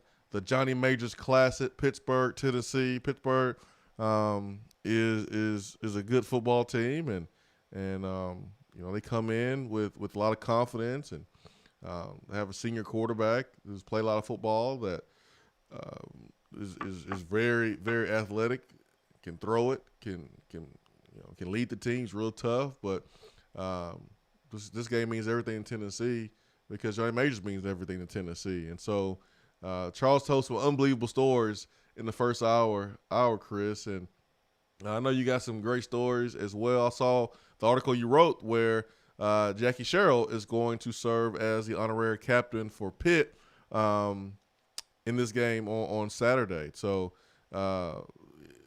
Chris, what stood out to you? What stands out to you when you hear Coach Johnny Major's name? Well, first of all, it's an honor to be on the same show seriously as Charles Davis and Jackie Sherrill, two guys that know Coach Majors well, coached with him, played with him, or played for him in Charles's case. I want to start, Swain, by making a little bit of a plea. I think it's a real shame that Coach Majors is not in the College Football Hall of Fame as a coach. He's in as a player. Having finished as runner-up, I guess it was in '56, to Paul Hornig, which was a crime in itself, in the Heisman Trophy. But he should be in as a coach too. And the only reason he's not is he went back to Pittsburgh at a time when the program was really down. I think 93 to 96 as coach, and did not have a great record, and that took his record below the threshold of what they allegedly, supposedly consider for coaches to be in the Hall of Fame. But he won a national championship. He rebuilt the Iowa State program, the Pitt program, the Tennessee program. He coached Heisman Trophy winner and Tony Dorsett. Of course, it was Tony Dorsett back in those days before he became a star with the Dallas Cowboys. But there's no reason Coach Majors should not be in the College Football Hall of Fame as a coach, which would make him one of the select few to be in there as a player and a coach. Steve Spurrier is. I think there's maybe one or two more, but I know Spurrier is. But Coach Majors should too. And this has been talked about over the years. I've talked about it with people who are on that committee. And I just, now that Coach Majors is gone, I would have loved for it to happen while he was still alive. But it really should happen. I think most people who coached with Coach Majors and played for him, coached against him. You talk to the people who coached against him. Ask Coach Sherrill, when you talk to Coach Sherrill later this morning, if he thinks he should be in the Hall of Fame as a coach. I know what his answer is. But John Majors should be absolutely in the Hall of Fame as a football coach. Looking at his record, 185, and 137 and 10, 9-6 in bowl games, and one national championship in '76, 3 SEC championships, 85, 89, and 90. I agree with you. I mean, he goes back to Pittsburgh, and that's really the only reason. Do you think that's a black and white issue there, or you think there's some gray area to where eventually he gets in? Well, I don't know. It's been a while now. And I think it's like most things, Swain, the longer it goes, maybe the less chances he has to get in it. But I'm here to stand up for Coach Majors, to say he deserves to be in there. And I think other people have some over the years, but it needs that we all need to sort of beat that drum a little bit louder. Again, look at his career in its totality. I mean, look at what Iowa State was before he went there, what Pitt was before he went there, what Tennessee was. And I remember him telling me this quite often. And I loved his voice. He'd say, I went to Tennessee when they needed me, not when I needed them. We had the talent at Pitt to win a lot more national championships. You know what? He's right. He did. But he came home because Tennessee was his alma mater. His family was entrenched, in Tennessee lore. And took him a while at Tennessee to get the program back to where everybody wanted to be. But, boy, when he got it rolling, it started rolling and really sort of laid the foundation for the success they had under Coach Fulmer there in the 90s. I still think his 85 team, I'm biased because I was in school then, but I think the 85 Sugar Bowl team was as beloved a team as Tennessee's had in the last maybe ever.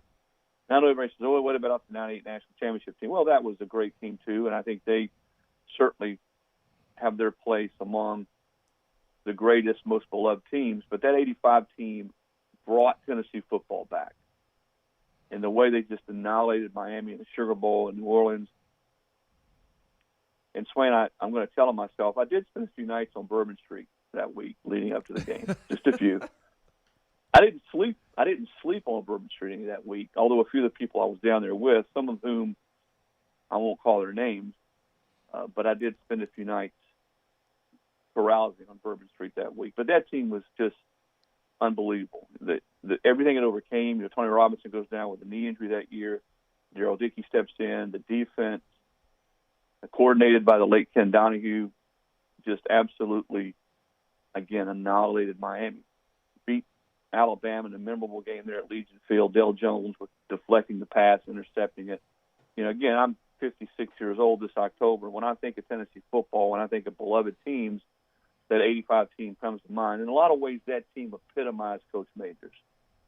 His fight, his determination, his pride, in Tennessee football, and just never quit attitude. And he was that kind of guy. And I think anybody that ever spent some time around him knew just how much he loved not only the University of Tennessee but the state.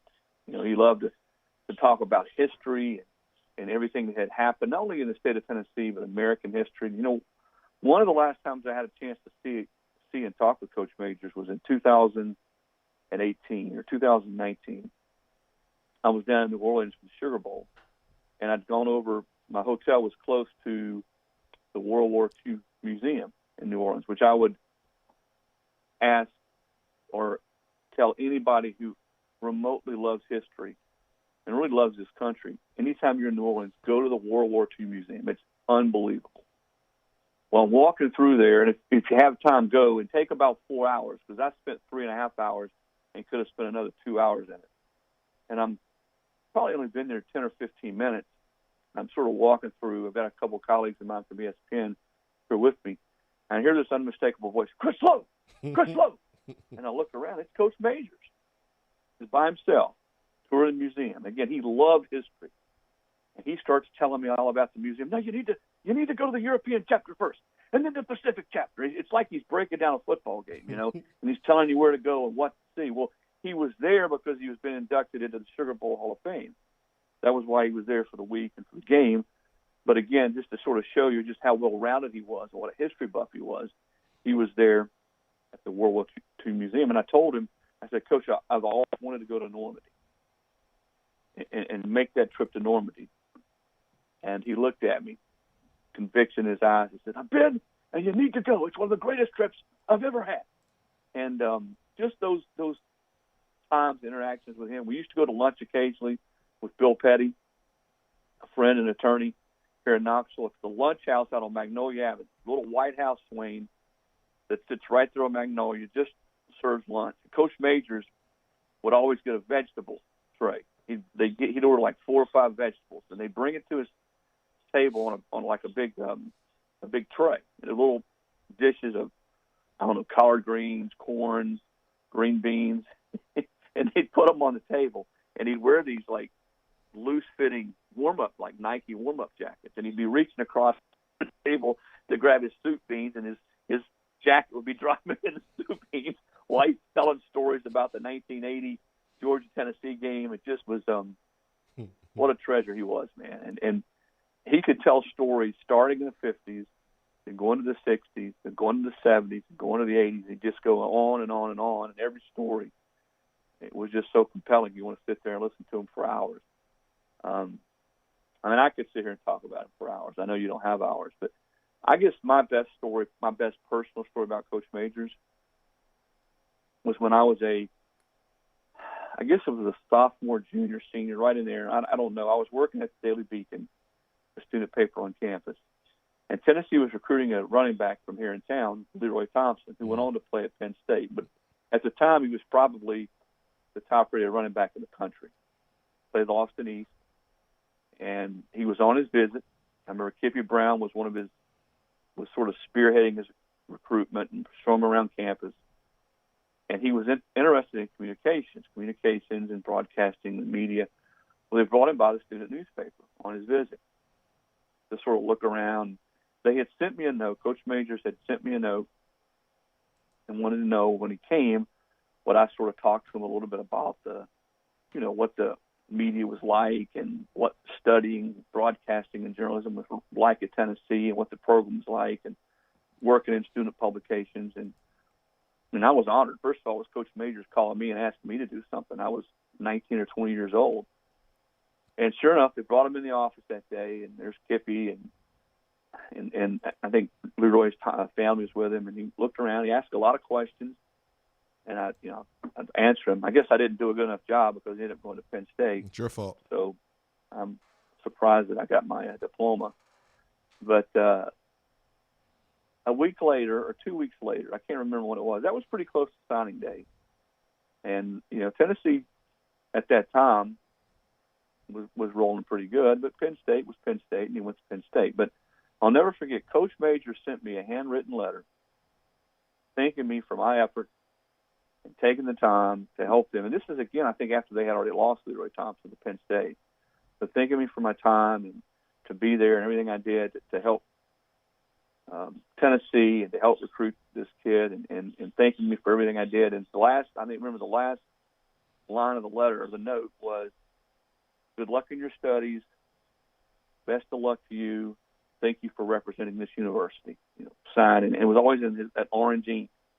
And it was John Majors, because I never heard Coach Majors refer to himself as Johnny Majors. It was always John Majors, and Johnny sort of was a creation of the media. I think when he played football, and then after he started coaching, it was the Johnny Majors. But his closest friends and his family, and certainly Coach Majors himself, always referred to himself as John Majors. I mean, when he would call me, he was like, and he was always both your names when he'd call you, Jason Swain, Chris Lowe, John Majors here.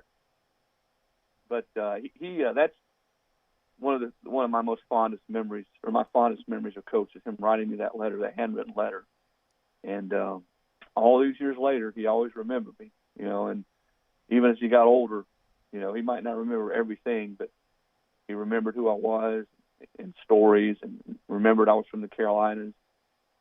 And that's those are the kind of stories, man, you cherish forever. And I know everybody from Charles to Coach Sherrill to everybody who ever played for him, has those kind of stories. We talked the other night on The Nation, Swain, to Alan Cockle, who played quarterback for Coach Majors in 82 and 83, and also was a great baseball player, Tennessee All-American player. And he says the same thing, that Coach Majors came to hear him speak at the Tennessee Baseball Clinic, or Coach's Clinic, a few years ago. And he said, I had a chance to spend some time with him before he passed. And Alan said, even from 40 years ago, Coach Majors was reminding him of stuff that happened in plays and things and games. And Tennessee, the university and the state, how lucky and how blessed are we to have had somebody like John Majors in our lives. Sure. Wow. Chris, you kind of mentioned it earlier, the traits that made Johnny Majors so great. What do you think was the one trait, though, that made him the great football coach that he was? Passion. He didn't do anything half-hearted. He did everything like that day was the championship. That drill, that meeting, that recruiting trip. I mean, he had that passion and that drive, and it was fueled by the fact that he was Tennessee. He was from Tennessee, much like Coach Fulmer. I mean, you look. There's no coincidence in my mind that era, Coach Majors to Coach Fulmer, was, some of the best, certainly in my lifetime, some of the best football that we've seen played at Tennessee. Both men from Tennessee, both men played at Tennessee. But Coach Majors, his father and his brothers, I mean, it meant something to him to coach football at Tennessee. I mean, it meant something to him. But the way he went about his business, Ben, every single day, I mean, he'd be in a 6'5", 350-pound offensive or defensive lineman's face. I mean, here's Coach Majors. I don't know how tall he was. Probably weighed about 150 pounds, soaking wet. And he'd be up in their face like there was no tomorrow. I don't know if I don't. Should we say this now? Maybe he might even grab their face mask. I know in this day and age we're not supposed to talk about that kind of thing. But he was fiery, man. He'd sit up there and watch practice from the top of his tower. And, boy, you knew if he started to come down that tower. I'm sure Charles told you guys about some of those stories. Oh, yeah. When he came down that tower, time stood still. And you were hoping and praying as a player that you hadn't missed a block or you hadn't done, and because his secondary, and Charles, the secondary was sort of his, that was his bait. Yeah, Charles told a story about that one. Back play. And if you're a defensive back, you stepped the wrong way, you turned your head, or didn't do something technically sound, and he started coming down those stairs, again, literally the time stood still because you knew you were getting ready to get again, it's 2021, so I won't say what you're about to get, but he was getting ready to get in your grill. Let's put it that way. Chris Lowe, ESPN here. Some of the Johnny Major stories that stand out to me that have me just rolling are the ones about him calling someone and then getting their voicemail and then him like talking to the voicemail, leaving a message as if he's talking to you, and then you turn around, and it's like a 10-minute voicemail in your inbox, man. That's some of the funniest stories I've heard, and I've heard it from multiple people, Chris. Well, Paul Feinbaum went to school at Tennessee. I know Tennessee fans don't claim him, but he did, has his degree from Tennessee. He was in school when Coach Majors came back in '77, first year's head coach. And Paul and I tell those stories. And Coach Majors, and I told Paul this when I was on his show one time, Coach Majors did a lot of things well. But one thing he didn't do real well is navigate his cell phone and his voicemail. Hold on, Chris. Hey, one day I was at a cellular phone store, and like I used to bump into Coach Majors all the time. One time at Beatty Chevrolet, I was like, dude, what are you doing here? And then like the other time was at a cell store, and he was fired up because he couldn't get the thing to work. He was like, man, what's going on with this thing? Man? I don't know what's going on. And when you said that, it made me think about that, man. He was so frustrated. Yeah, everybody was young man. I bet he was talking to that guy, the guy at the self-store. Young man. Everybody was young man, to Coach Majors. But when we first moved to Knoxville, my wife and I, we still, back in the dark ages, we still had a landline. So this was 96, 97. We moved back 98. And I would call him, and I guess he had a cell phone at that point. I would call him and leave a message for him. And I would be gone. He would call me back, and he would leave a message on my landline answering machine. We started an answering machine. And I remember I came home one day. My wife, Julie, said, Chris, you had a message. God, it was 4, 5, 6 minutes long from a coach. And you got to forgive my wife because she didn't grow up in Tennessee. She's in New York, Ohio, Middlesex, New Jersey, and then moved to the Carolinas. So she's not entrenched in Tennessee football the way we are. But she said it was a Coach Major or Majors, and I started smiling. So I went and hit play, and his grandson Brandon, who Coach Majors and his wife Mary Lynn essentially raised most of their lives, they were in Washington, D.C., again, to show you how much he loved history. They were taking all these tours. So he goes in his message to me, Coach Lowe, John Majors here. And he proceeds to go down his whole itinerary for the day. We went to the Smithsonian Institute, and we're going to go to the Lincoln Memorial and the Jefferson Memorial, and we're going to see the Nationals play later. Just basically everything he'd done that day with his grandson. And at the end, I got your message. Please call me back. So I call him back, leave another message, and he called me, and he could never, for whatever reason, he couldn't get his messages. And we would actually talk a couple of times after I'd leave him a message, and then he would call me back and say, Chris Lowe, just got your message. John May. I said, well, Coach, we talked last week. He said, well, I'm just now getting your message. And just so he never really wrapped his hands completely around the cell phone and the whole voice message. But my father-in-law was sort of the same way, and my dad's sort of like that, so I get it. But he some of those stories about the cell phone, leaving messages with him, and when he would call you back, I would give anything, Jason. I would give anything if I would have kept those tapes on my voice recorder. It actually was not a voicemail. It was actually an answering machine we had attached to our landline. If I would have kept those of some of those long, and I say 5 minutes, I'm exaggerating, but I guarantee you they were a minute and a half long that he left on my answering machine. Just him talking about what they'd done in D.C. and what they were going to do, and it's just again, that's him. And we could talk about him forever, but I'm so glad that universities, Pittsburgh and Tennessee, are going to honor him. And I wish you were here. I wish I know his family, John Ireland, still around, but it makes it makes me sad to think that Coach Majors is not around, because when I went to school, I think we all sort of look back, just like your coach was Coach Majors when you played. And I didn't play football at Tennessee, but we think about when we're in school somewhere, we play somewhere. At the time, whoever's the coach, that's our coach. Well, Coach Majors was my coach because he was the coach when I was in school at Tennessee, and so blessed to have been there during a time in the season 1985 that will remain, in my mind, one of the greatest ever in Tennessee football history.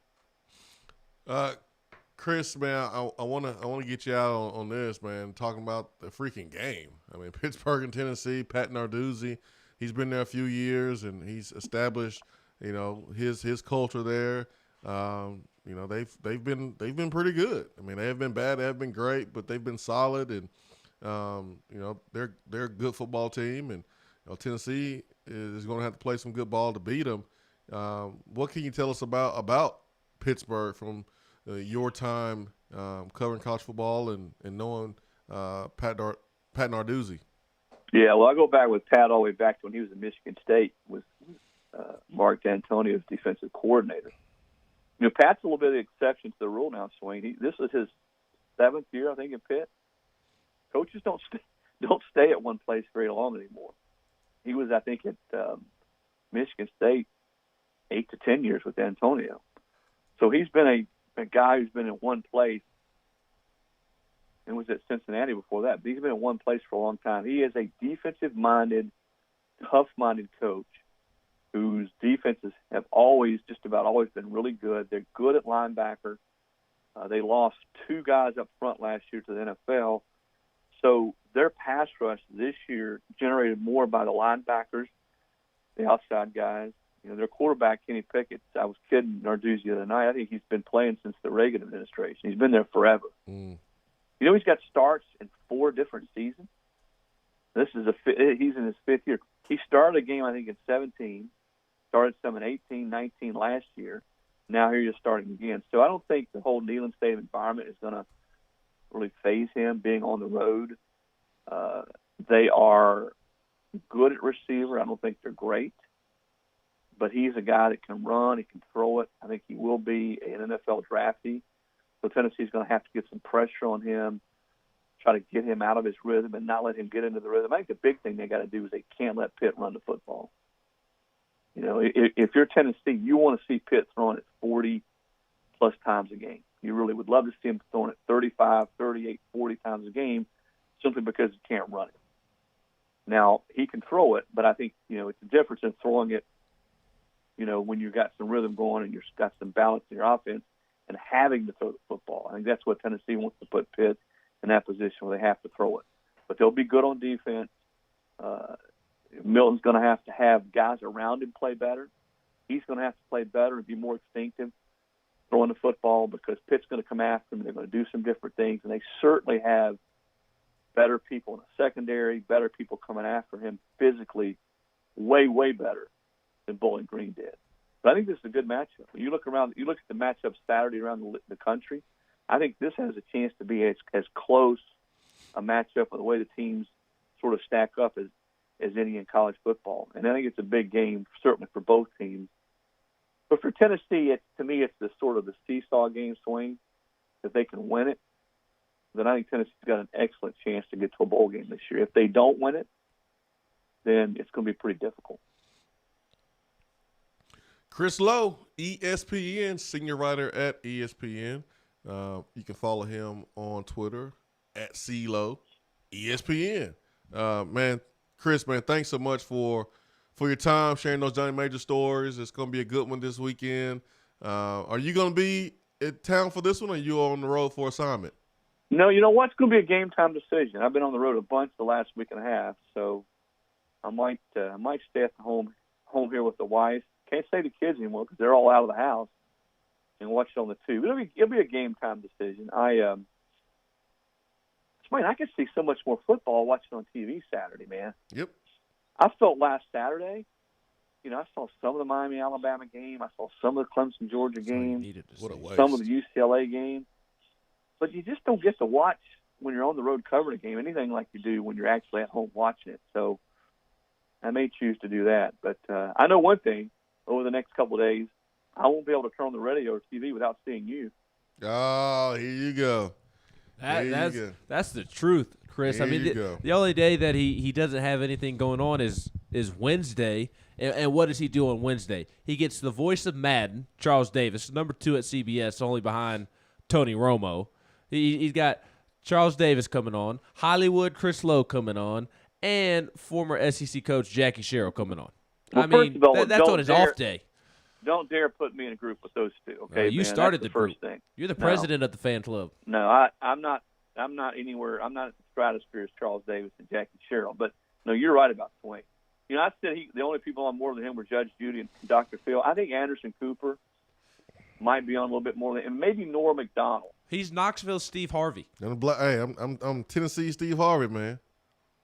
There you go. There it is. Radio, TV, the Swain event. Speaking engagements. How many people around the county have you lined up to do speaking engagements, Swain? I just did one a couple weeks ago. That's it. That's it. Let me ask you: do you have on some sissy blue pajamas on right now, Chris Lowe? You know, you bring your arse on with that sissy blue shirt. Oh man, God, that age well. Tigers. We might be playing here in the Rose Bowl, but we're the Tigers. We're gonna come in here and we're gonna whip y'all's arse. You better be quiet, Chris. You know he don't like that. I know he doesn't. He's not a big fan, but it's the way he talks. You know he don't Hey, like it's no that. different. It's Coach Majors is gone. It's no difference in talking the way Coach Majors talk. How many times did Charles say today when he was talking about Coach Majors, he would say, attack, attack, attack. Yep, that's right. So it's no different that's than right. anybody else. Hey, it's Spurrier. My Spurrier has told me my Spurrier impersonation is not very good. It really isn't, to be honest with you. Who's your best one? Probably Coach Ogeron. It sounded just like him. I mean, I thought Probably you were Coach him. Ogeron. Seth Stokes got the best Spurrier. Yeah, you know who's got Matt? Have you ever heard Matt Stenchcombe do Spurrier? The SEC Network and ESPN analyst. I think he has so. actually called my voicemail and left messages with me And I know it's him because it's his area code. But I promise you, if you didn't know better, you would swear it was Steve Spurrier. He sounds just like him. That's hilarious. Now the clone does Lou Holt. He's spot on with Lou Holt. He does all of them. He sounds just like him.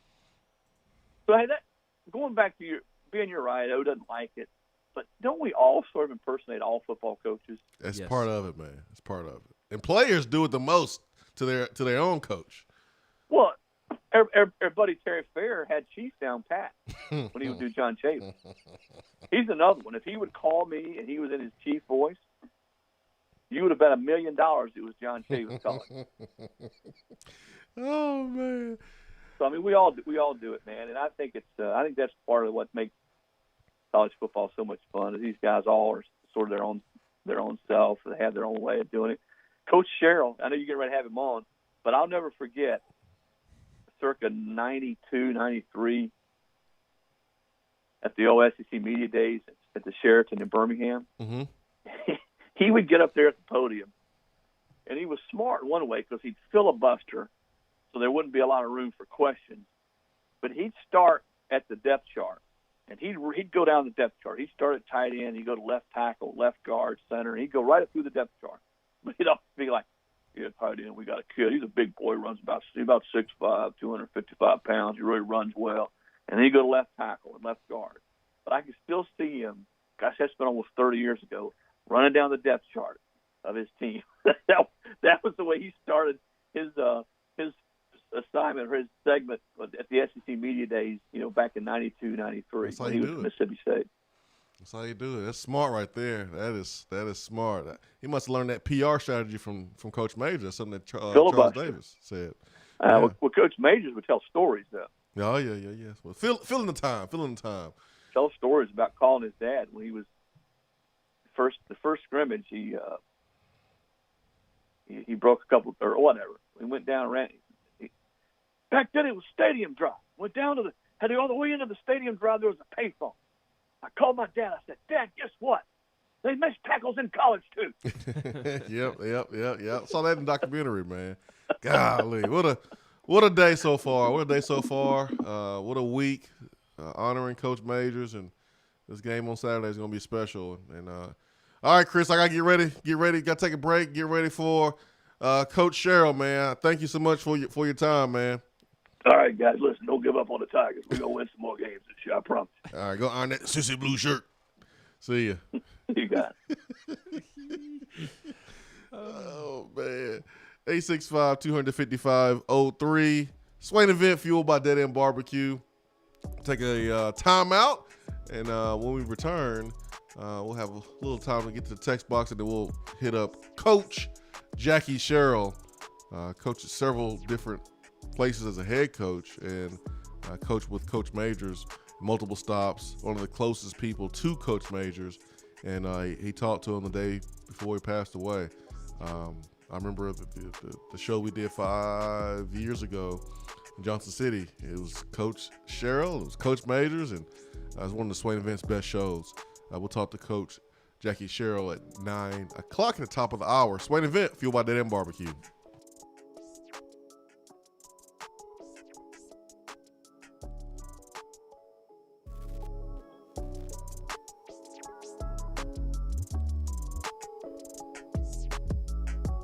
While the other guys are taking guesses, the Swain Event is taking you behind the scenes and in the huddle every morning from 7 till 10 right here.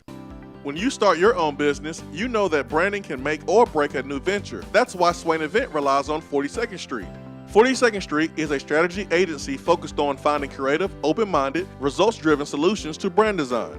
After over a decade of operations in East Tennessee, the brand architects at 42nd Street have the experience and creative know-how to ensure the success of your business branding, logo, web presence, and more. To see a real-life example of their amazing work, you can check out our website at swainevent.com.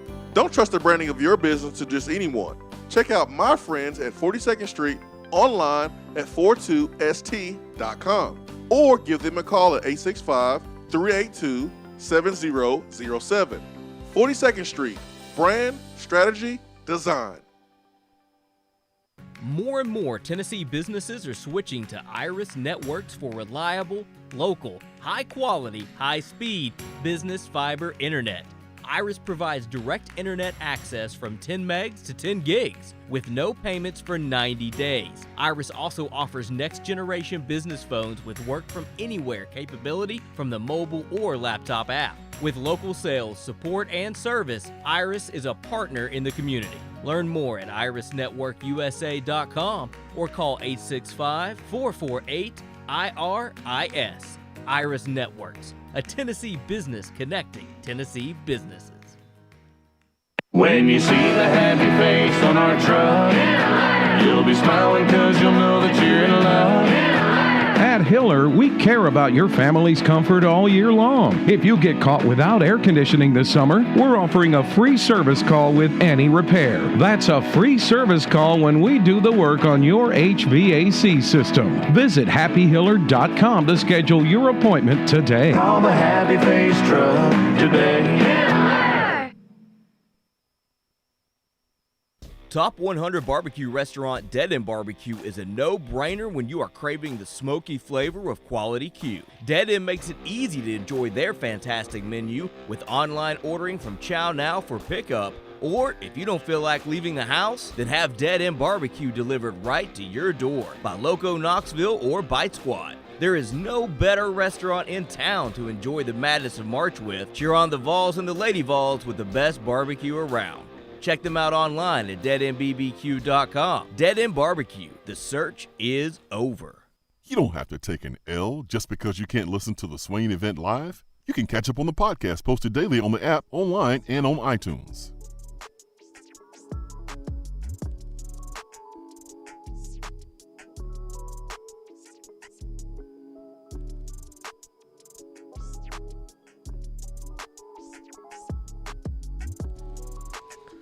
Swain Event, fueled by Dead End Barbecue, top 100 barbecue restaurant in America, 865-255-03.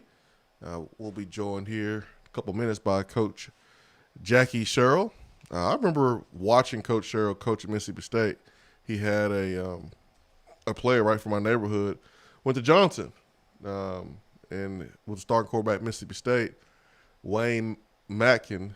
And I remember watching Mississippi State and cheering for Wayne.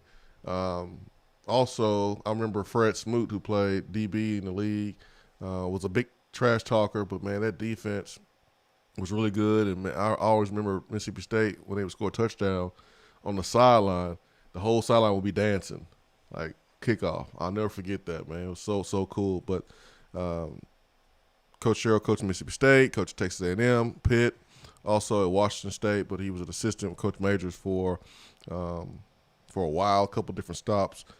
Let me hit the text box right quick before Ben gets on Coach Sherrill. Snoop Vol says, my work schedule hasn't allowed me to listen much this week. I'm sure you addressed this, but can you weigh in on Milton standing flat-footed, so in the pocket? I'm assuming that isn't a good thing. No, probably not the best thing. I'm sure Heupel has addressed that. But, yeah, we have addressed it a little bit earlier in the week. But, yeah, Heupel, I'm sure, will correct that.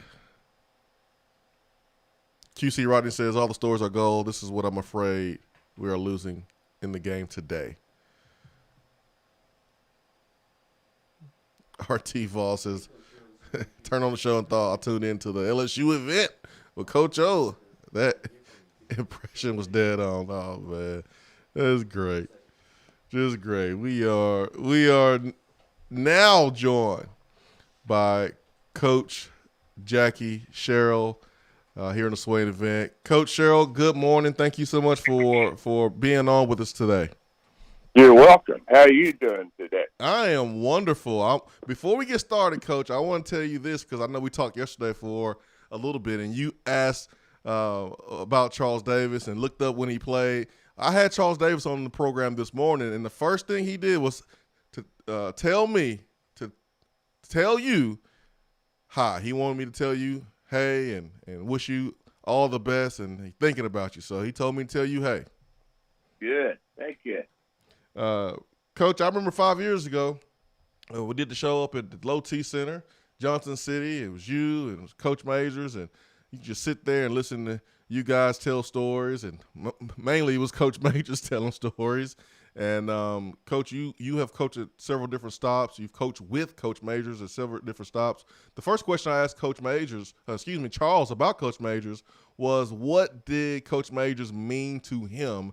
And he said that he lost his father. He doesn't think about his father every day, but he thinks about Coach Majors every single day. I'll ask you, Coach Sherrill, what did Coach Majors mean to you?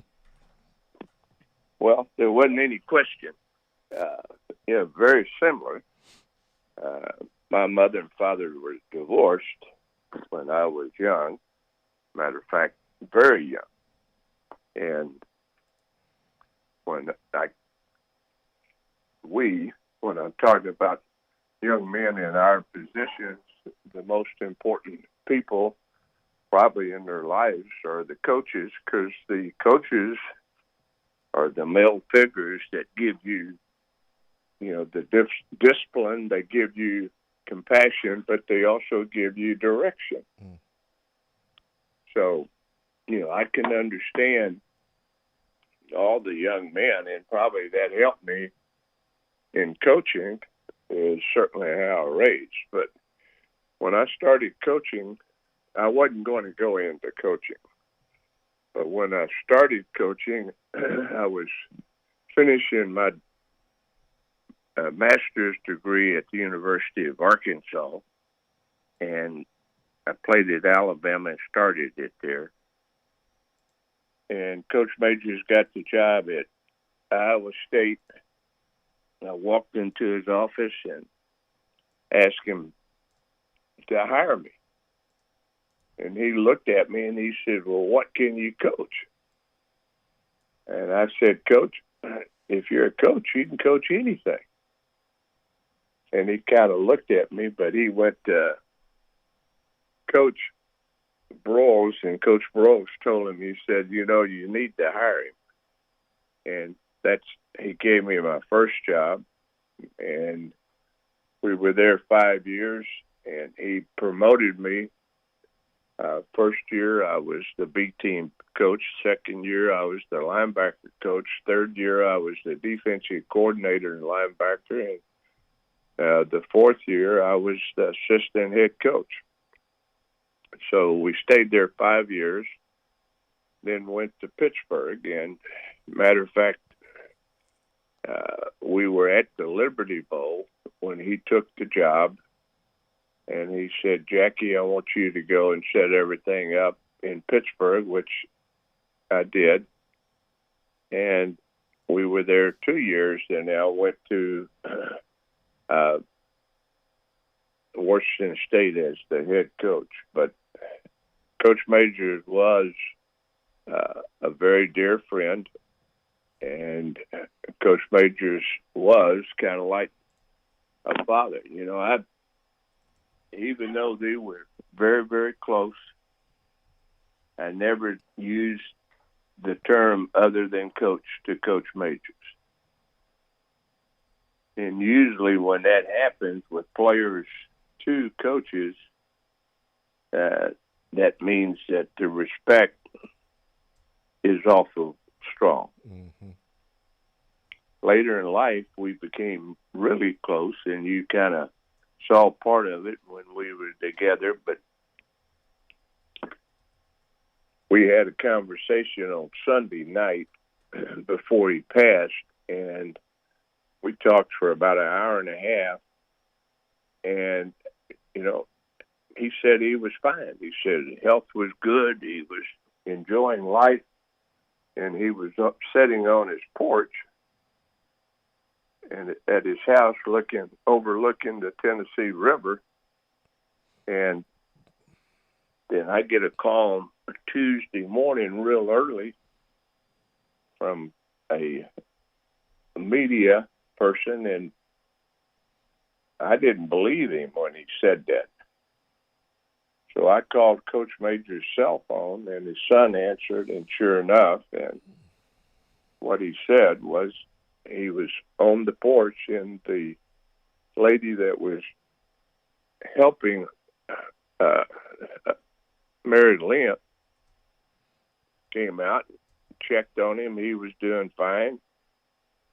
And then she came back out, and he was asleep, and she couldn't wake him up.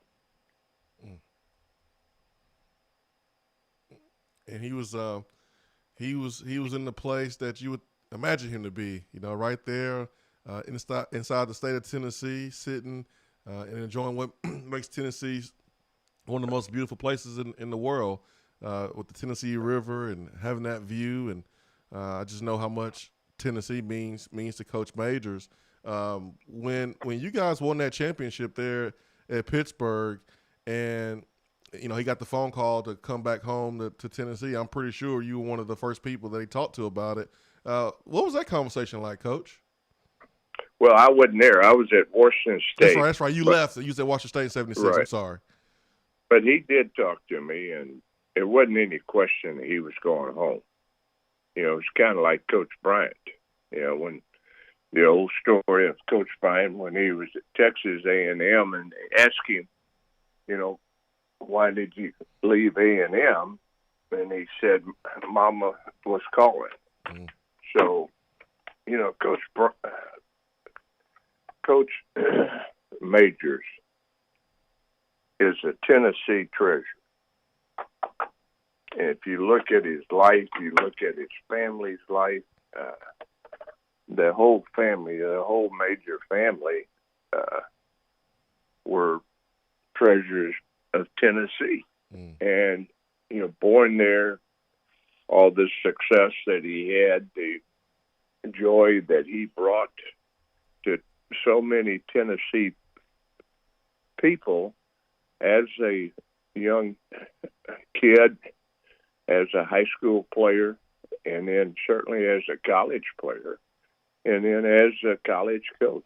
So, Coach Majors brought an awful lot of pleasure to people in the state of Tennessee.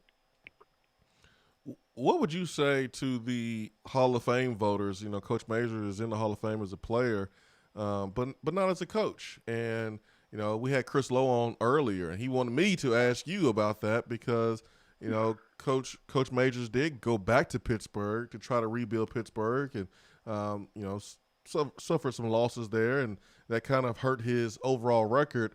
What would you say to those voters, to those decision makers, about Coach Majors getting into the Hall of Fame as a coach as well as a player?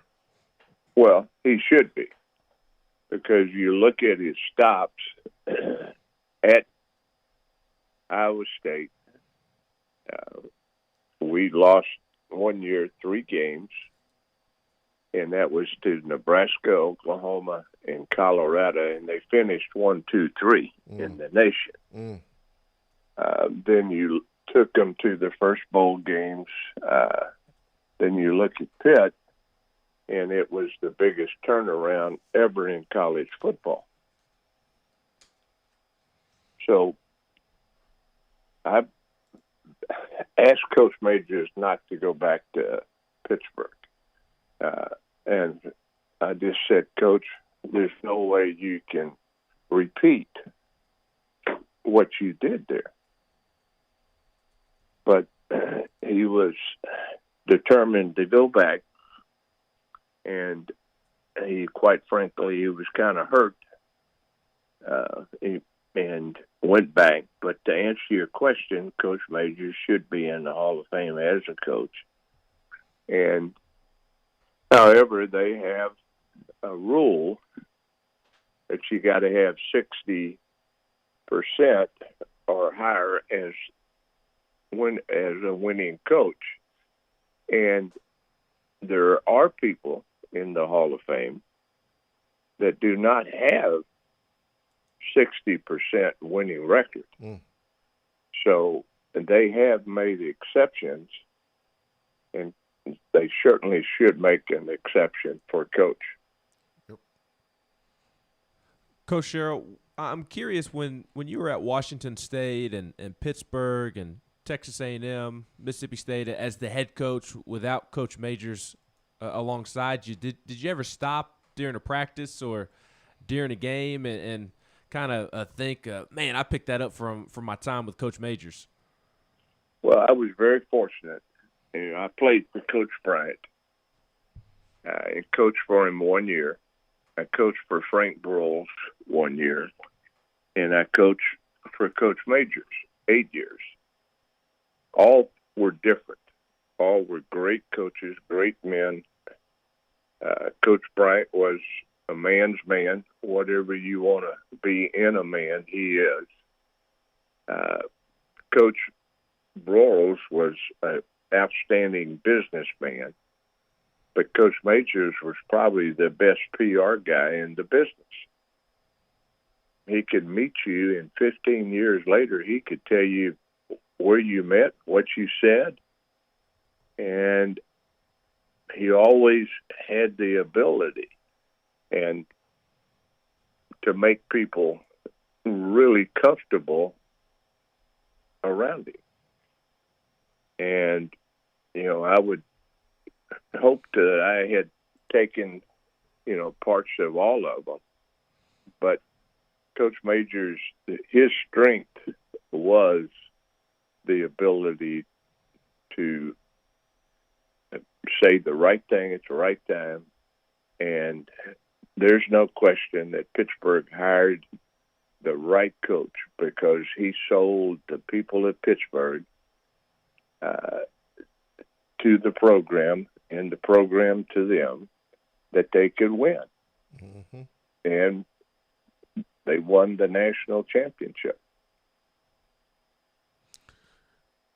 Coach Sherrill, I want to get you out on this, and I thank you so much for your time. And this has just been a special interview, hearing your take on Coach Majors. 'Cause I know how close y'all were. What kind of emotions are going to be running through your body, Coach? This weekend, this game is the Johnny Majors Classic. You coached at Pitt, as a head coach, also as an assistant, where you won, a championship with Coach Majors, and you're going to be the honorary captain for Pittsburgh, but you're going to be in the home of Johnny Majors. It's held to Pitt now, and Coach Majors he'd get mad if I did anything else. I got to tell you a funny story. Please. Real quick. Please. I asked asked coaches, I said, on summer reports, I said, I know the personnel.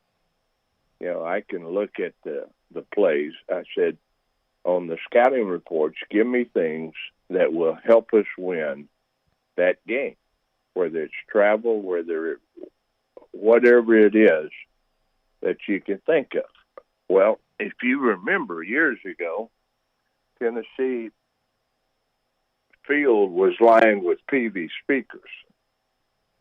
And I remember as a player how loud it was, but I never knew why. But fast forward, the PV speakers, and one was, the PV speakers are 4 feet by 3 feet, rock band speakers. They lined a speaker up every 10 yards, and on the home side, they were facing the stands. On the visitor side, they were facing the field, and you couldn't hear yourself talk. So I had our security guys that travel, Ray Goga and Johnny Parker, I gave them some wire cutters, and I told them to cut the wires. Well, they did. And they fixed them, and right before kickoff, I told them to cut them again, and they did. And so we didn't have the blaring sound, and we could listen and talk to ourselves. And then right before kickoff, as two teams come on the field for television, they always have the visiting team come out first. And they were jerking me and trying to pull me to get the team to come out on the field. And I said, no. And people ask me, why not? I said, well, there's 100,000 people, and you can't boo and cheer at the same time. I'm coming out the same time Tennessee is. That's right. That's smart right there, Coach. What did Coach Majors say to you when he found out you cut those wires? He never knew that until later. Of course, his comment was, "Well, I knew you'd do something like that." And then I came back in there in '91, so that was 11 years later when I was at Mississippi State, and I'm out on the field pregame, and this guy walks up and pulls my shirt. And I turn around, and he points his finger at me. He says, "You're not cutting my speaker wires today." And I looked at him, and I started laughing, and I said, "I don't know what you're talking about." Oh, man. That's great right there. That is great. Well, Coach, it's going to be an emotional time, especially pregame. Once the ball's kicked off, football is football. But I hope you have a great speech to those Pittsburgh players and let them understand how important Coach Majors is. And for us spectators, I hope we see an awesome game. And I know Tennessee fans want the win and Pittsburgh fans want the win. But this is about Coach Majors and his legacy. I just appreciate you coming on the program this morning to share a little bit of Coach Majors' legacy and the stories that you have with him. So, Coach Sherrill, thank you so much, and I hope you have a good time here in Knoxville, and I wish you nothing but the best. Well, thank you very much. Thank you, Coach. All right, bye-bye. Bye-bye. Coach Sherrill. Man, what a story. That's something that we would do, Ben. We would cut the cords, too. Yes, we would. I would definitely do that. I would definitely do that. No, you would send me over to cut the cords is what would happen. Yeah, probably. Ben, go cut them cords. Go cut those cords. That's hilarious. That is hilarious. 11 years later, someone came over to him. You ain't gonna cut them cords today. I knew it was you. I'm on to you. Coach. Coach Sherrill. Oh, good stuff right there. 865-255-03. Be right back.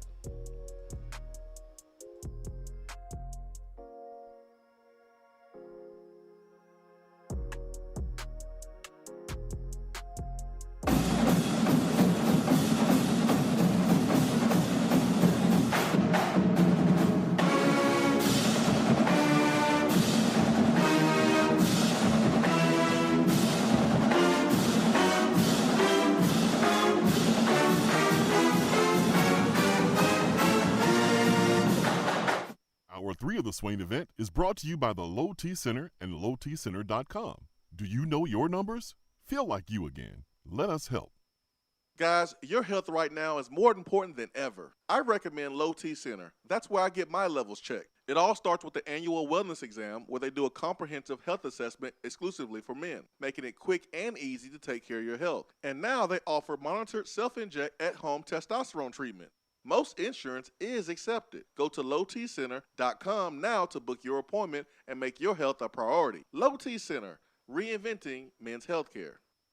At Iris Networks, we know that business communication solutions are critical to your success. Since 1998, we've been helping businesses in East Tennessee by providing reliable and affordable high-speed fiber internet and voice solutions. That's why Iris Networks is your Tennessee communications partner. With internet speeds up to 100 gigs and work-from-anywhere solutions like mobile apps, video conferencing, and file sharing, we make sure you can stay connected to your customers and great communities we live and work in. Iris Networks, because just like you, Tennessee is our home.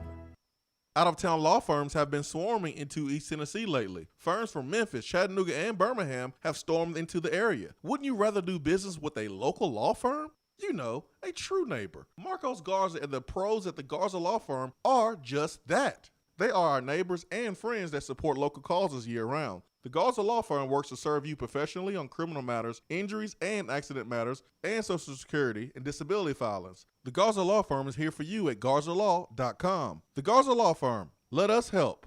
JC's Tree and Landscaping Service specializes in quality tree work done at an affordable price. Trimming and removing trees are their specialty. They also offer other services like land clearing, stump grinding, crane services, and all of your basic landscaping needs for both commercial and residential. JC's will give you a free estimate and beat any written quote by a competitor to guarantee that you get the lowest price around. Don't risk your land with a fly-by-night service. JC's Tree and Landscaping is licensed and insured. Give them a call at 865-599-3799. Out-of-town law firms have been swarming into East Tennessee lately. Firms from Memphis, Chattanooga, and Birmingham have stormed into the area. Wouldn't you rather do business with a local law firm? You know, a true neighbor. Marcos Garza and the pros at the Garza Law Firm are just that. They are our neighbors and friends that support local causes year-round. The Garza Law Firm works to serve you professionally on criminal matters, injuries and accident matters, and Social Security and disability filings. The Garza Law Firm is here for you at garzalaw.com. The Garza Law Firm. Let us help. At Iris Networks, we know that business communication solutions are critical to your success. Since 1998, we've been helping businesses in East Tennessee by providing reliable and affordable high-speed fiber internet and voice solutions. That's why Iris Networks is your Tennessee communications partner. With internet speeds up to 100 gigs and work-from-anywhere solutions like mobile apps, video conferencing, and file sharing, we make sure you can stay connected to your customers and great communities we live and work in. Iris Networks, because just like you, Tennessee is our home.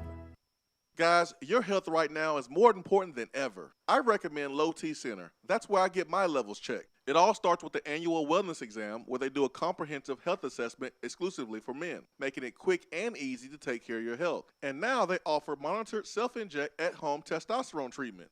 Most insurance is accepted. Go to lowtcenter.com now to book your appointment and make your health a priority. Low T Center, reinventing men's healthcare.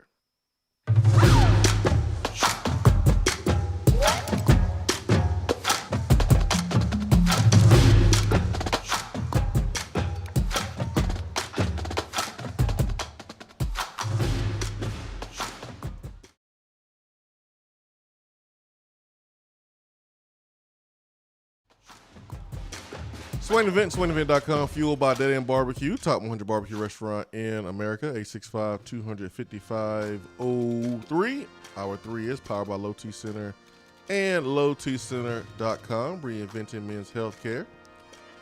Ben McKee, Jason Swain. All right, it's time for Around the SEC. And Ben, what do we have? I actually have a ton to bring up this morning. I will do so rather quickly so we can get back to our Tennessee receivers conversation. Swain mentioned earlier, after we have Chris Lowe on, after we have Jackie Sherrill on, he'll discuss Cedric Tillman's comments that Tennessee's receivers aren't asked to block a lot. We'll get to that here in just a moment. But first, I want to start with some SEC basketball news. There were two significant pieces of news as it relates to SEC hoops yesterday. We'll start down on the Plains at Auburn. Alan Flanagan, one of Auburn's key returning players, will miss 12 to 14 weeks after undergoing surgery on his right Achilles, per a press release. This is significant SEC news. Seems like he'll miss the first half of the season, miss non-conference play, but still a significant chunk of time he will miss. Down in Turd Town, Nate Oates is dealing with a more significant injury. A Texas Tech transfer, Namari Burnett, a former five-star, injured his knee recently, and it is a torn ACL and will miss the season. As a freshman at Tech last year, he's a 6'4" guard. He came off the bench, averaged 5.3 points and 1.8 rebounds through 12 games. He is the second player to tear his ACL at Alabama this offseason. James Rojas, a backup post player. Alabama's Uroš Plavšić tore an ACL in June and had surgery. So tough news there for Alabama and Auburn. As it relates to SEC football, with Ole Miss having played Monday night, all the accolades from week 1 came out yesterday. The coaches poll was updated, and Alabama was number 1, Georgia was number 2, Texas A&M was number 5, Florida number 9, which I don't see how anybody can see Florida as a top 10 football team, but whatever. Ole Miss was 20th. Receiving votes, Auburn would have come in 26th, LSU 28th, Kentucky 37th, Arkansas 45th, Tennessee 47th, Missouri 54th. And speaking of Missouri, Jamarion Gooch, former Tennessee signee, played at the King's Academy a little bit during his senior year. He was medically disqualified back in August, but he has entered the transfer portal. So I'll be curious to see if he can find a home to play college football after he was medically disqualified. Yeah, it's going to be tough, man. You got to find somebody that's willing to take that risk. Yeah. I hope he can find something, because it is a once in a lifetime opportunity to play college football. I also thought this was a weird. I hope he lives. Yes, that too. So, that yeah, football. that is important. You know, I would hate for, you know, we heard of I think it was a player a week or two ago that passed away in practice. Man, I think everybody's fearful of what happened at Maryland. So, Yep. That's tough, man. I just hope he makes the right decision and his family's okay with it. It is. But I found this funny. Due to construction at the Columbia Airport there in Missouri, Eli Drinkwitz said Missouri, who plays Kentucky this Saturday, significant football game, should be a good football game. Eli Drinkwitz said Missouri has to alter travel plans for the first road game. Not everyone can leave out of Como, and potentially no one can return straight to Como from Lexington after the game. So Missouri going to have to deal with some funky travel arrangements as it heads into this Saturday's key game against Kentucky. John Bryce dropped some interesting news as it relates to Vanderbilt yesterday. Who you cannot? You got to say it from the pit of your stomach. Man. Okay, I got you in just a second, because Clark Lee was on Nashville radio this morning with Joe Rexrode on ESPN 102.5 The Game, and had an interesting comment. Vanderbilt head coach Clark Lee was asked about keeping a team that has lost a lot recently. How do you keep them positive? And Clark Lee said, it's a bit of a traumatized group, and there was a bit of an expectation that we were going to win Saturday. There was an expectation that ETSU was going to cooperate in that regard.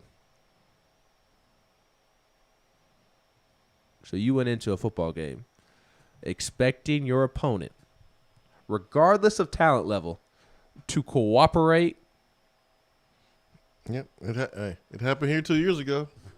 It did. That is a great example, because that is exactly what Jeremy Pruitt did. But the news that John Bryce dropped yesterday was pretty interesting, because apparently Clark Lee is already shuffling the offensive duties there within its offensive coaching staff. Yeah, we be shuffling something.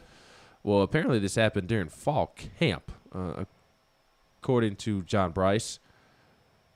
The Commodores are preparing to lean on passing game coordinator and quarterbacks coach Joey Lynch for greater input and a chief role in the offensive execution and organization.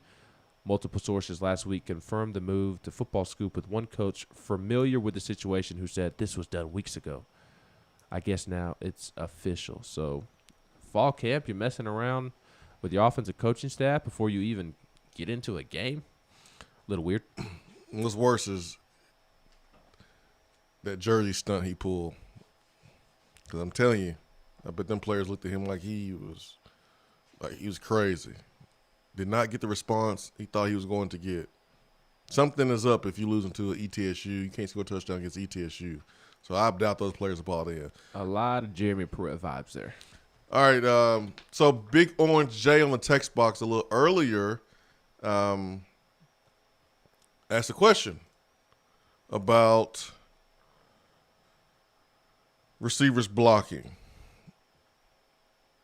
Now, Cedric Tillman, during his availability said that the receivers are not asked to block much. And you asked me to comment. I said I didn't really want to. Tough. This is why you get paid the big bucks.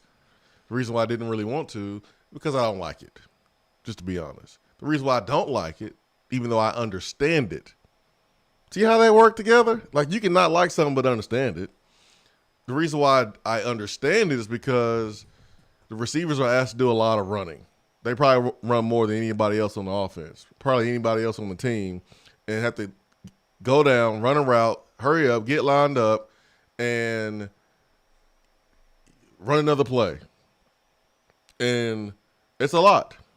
It's a lot. And so in this offense, a running play that is not coming directly towards you, I think the offense staff seems to be lenient on the receivers getting a little breather during the running game. Now, what if the run bounces outside to the perimeter? If you like I said, if you know that the ball's not coming towards you, and that's when you mature as a football player, you start to understand exactly like how the offense works, and you understand other people's job. So like my first year, I just was focused on my job.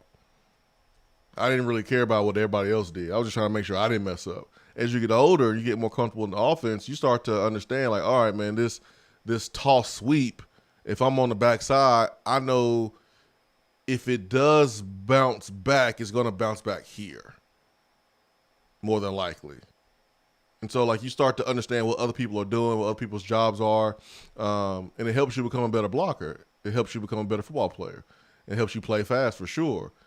Now, there are some running plays that as a receiver, as you get older and you get experience, you know, like, all right, this could potentially bounce. It could potentially bounce this way. The running back is reading the hole, but it can bounce play side, it can bounce backside. So I need to be in a good position just in case it bounces backside towards me. If it's a toss sweep and you're on the left and the toss sweep is to the right, 9 times out of 10, you're going to be blocking that safety or cutting that corner off that's going to be trying to pursue the ball from the other side of the football field. So you just kind of understand that. Well, in this offense, it's so fast and the receivers run so much that it's understandable why the receiver is allowed to fake like he's going to get a bubble screen and just take a blow, take a breather. But I see it as giving the corner a break. You getting a break? Well, you giving the corner a break too. That's a chance to cut his butt up. That's a chance to physically, impose your will. That's a chance to take advantage of a body blow. Mentally as well. Yeah, mentally and physically. Go block him, go cut him, go hit him. Demoralize him physically and mentally. But I understand that, the physical toll that it puts on a wide receiver running this offense. I get it. Like, I don't like it. I'm not going to sit here and say I like it because I like hitting DBs. I don't like DBs. I don't like them. Well, am I wrong for not liking it because of the potential impact that a receiver could have on a play in terms of blocking downfield for a running back? I mean, I don't want to sit there and see. I haven't got that point yet. Well, that's my whole reason I don't really like it, because I don't want to see people acting like you against Marshall and whiffing on your block and not allowing Gerald Ricks to score. Like, I don't want to see that. I don't even know what you're talking about. You talking about South Carolina? Whatever game it was. Cedric Houston? I don't know. There were too many games. When he picked up a 35-yard run, and my guy didn't make the tackle. If you would have done your job, it could have been a touchdown. My guy didn't make the tackle, Ben. But he didn't score. That's on Cedric. You got to be faster.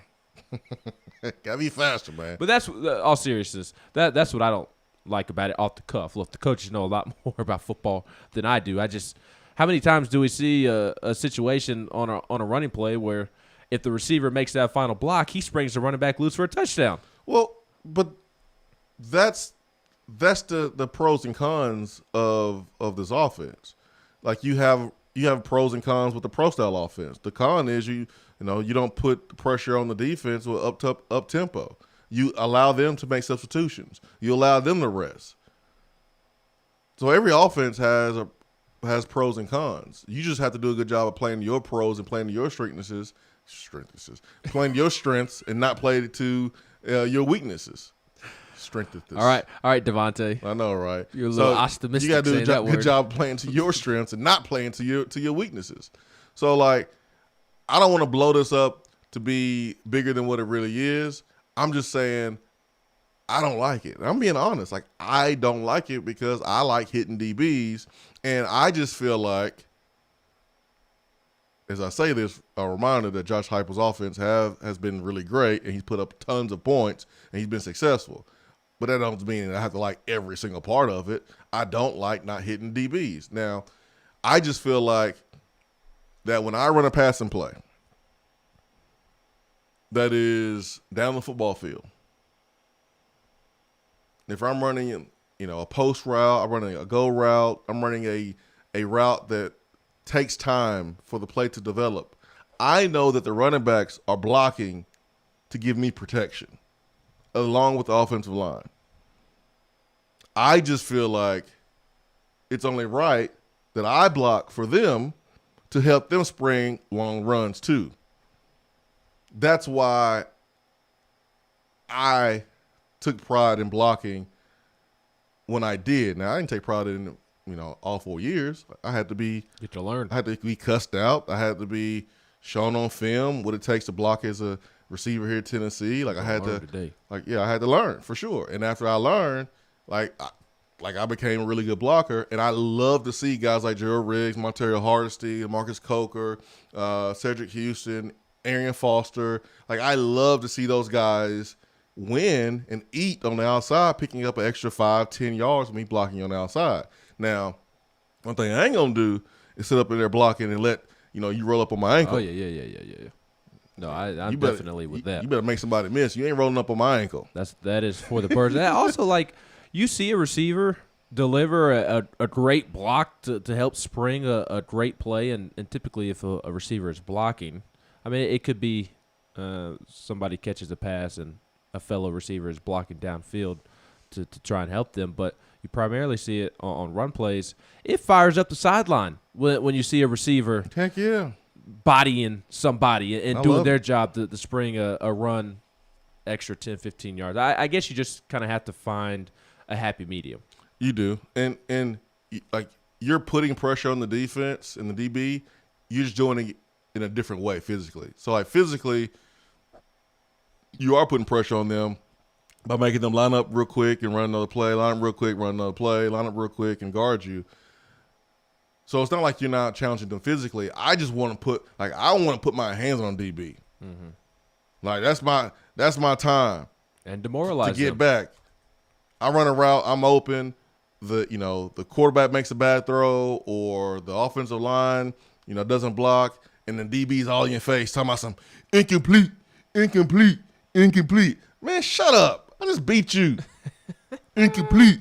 And I can't wait for the next run play so I can roll up on his ass. Take him to the sideline. Incomplete that.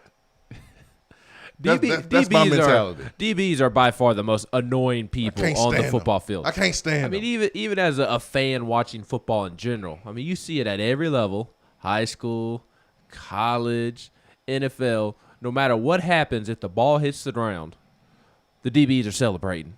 It could be after they got broke off at the line of scrimmage, the receiver released, was 10 steps ahead of the DB, and the ball goes through the receiver's hands, and the DB's acting like he did something to affect that. I had to text Jonathan Wade. I just text him right now. DBs are trash. I said, just think about how much I hate DBs. I can't stand your ass. It's 8:40 where he is. I hope he wakes up. That's the first message he sees for the day. I can't stand DBs. Can't stand them. I love it. Can't stand them, man. And that's why I don't like not blocking DBs. I want to put my hands on them every chance that you can get. Because when football's over, you can't put your hands on anybody. You go to jail. You can't go to jail. You're missing out on opportunities to slap somebody across their head and not get in trouble. He just standing there faking a bubble screen. Nah, man, forget that. Go baptize him. Go baptize him. Go wash away all his sins. His number one sin is lining up trying to guard me man to man. That's your number one sin. You're going to pay today. You're going to learn today. I can't stand DBs, man. I can't stand them, man. They stink. They stink. I think somebody needs to go speak with Tennessee's receivers prior to Saturday's game because I did not see that type of mindset against Bowling Green outside of Cedric Tillman. I guess in summary, we're just going to have to get used to some quirks with this offense. Yeah, it's different. Yeah. And I want to kind of go back to our conversation yesterday about Dylan Gabriel's comments, and I want to share some thoughts that were shared with me on the General's Quarters on VolQuest from Bassmaster Vol. Okay. Did a good job of pointing out these facts, kind of arguing against Dylan Gabriel's comments. Okay. And I think that they are very fair, and it makes you say, in regards to Dylan Gabriel opening up his mouth. Maybe he should have kept it shut. Dylan Gabriel said in 8 of the 10 games last season, they schemed for a particular defensive alignment, and when they showed up, it was a different defensive alignment. That is like, just hearing that with no context, huge red flag, right? Huge. It was suspect. Yes. Josh Heupel's offense was the best in the country from a statistical standpoint last year. There wasn't a team in the country who played 5 or more games last year that averaged more yards per game. UCF finished technically second in all of college football last year in yards per game. The only team that finished ahead of them was Kent State because they played 4 games. Kent State played 4 games and averaged 606 yards of offense. UCF played 10 games and averaged 568 yards of offense per game. How do you essentially lead the country in total offense, yet in 8 out of the 10 games, you lined up and you saw a different defensive scheme than you anticipated? Yep.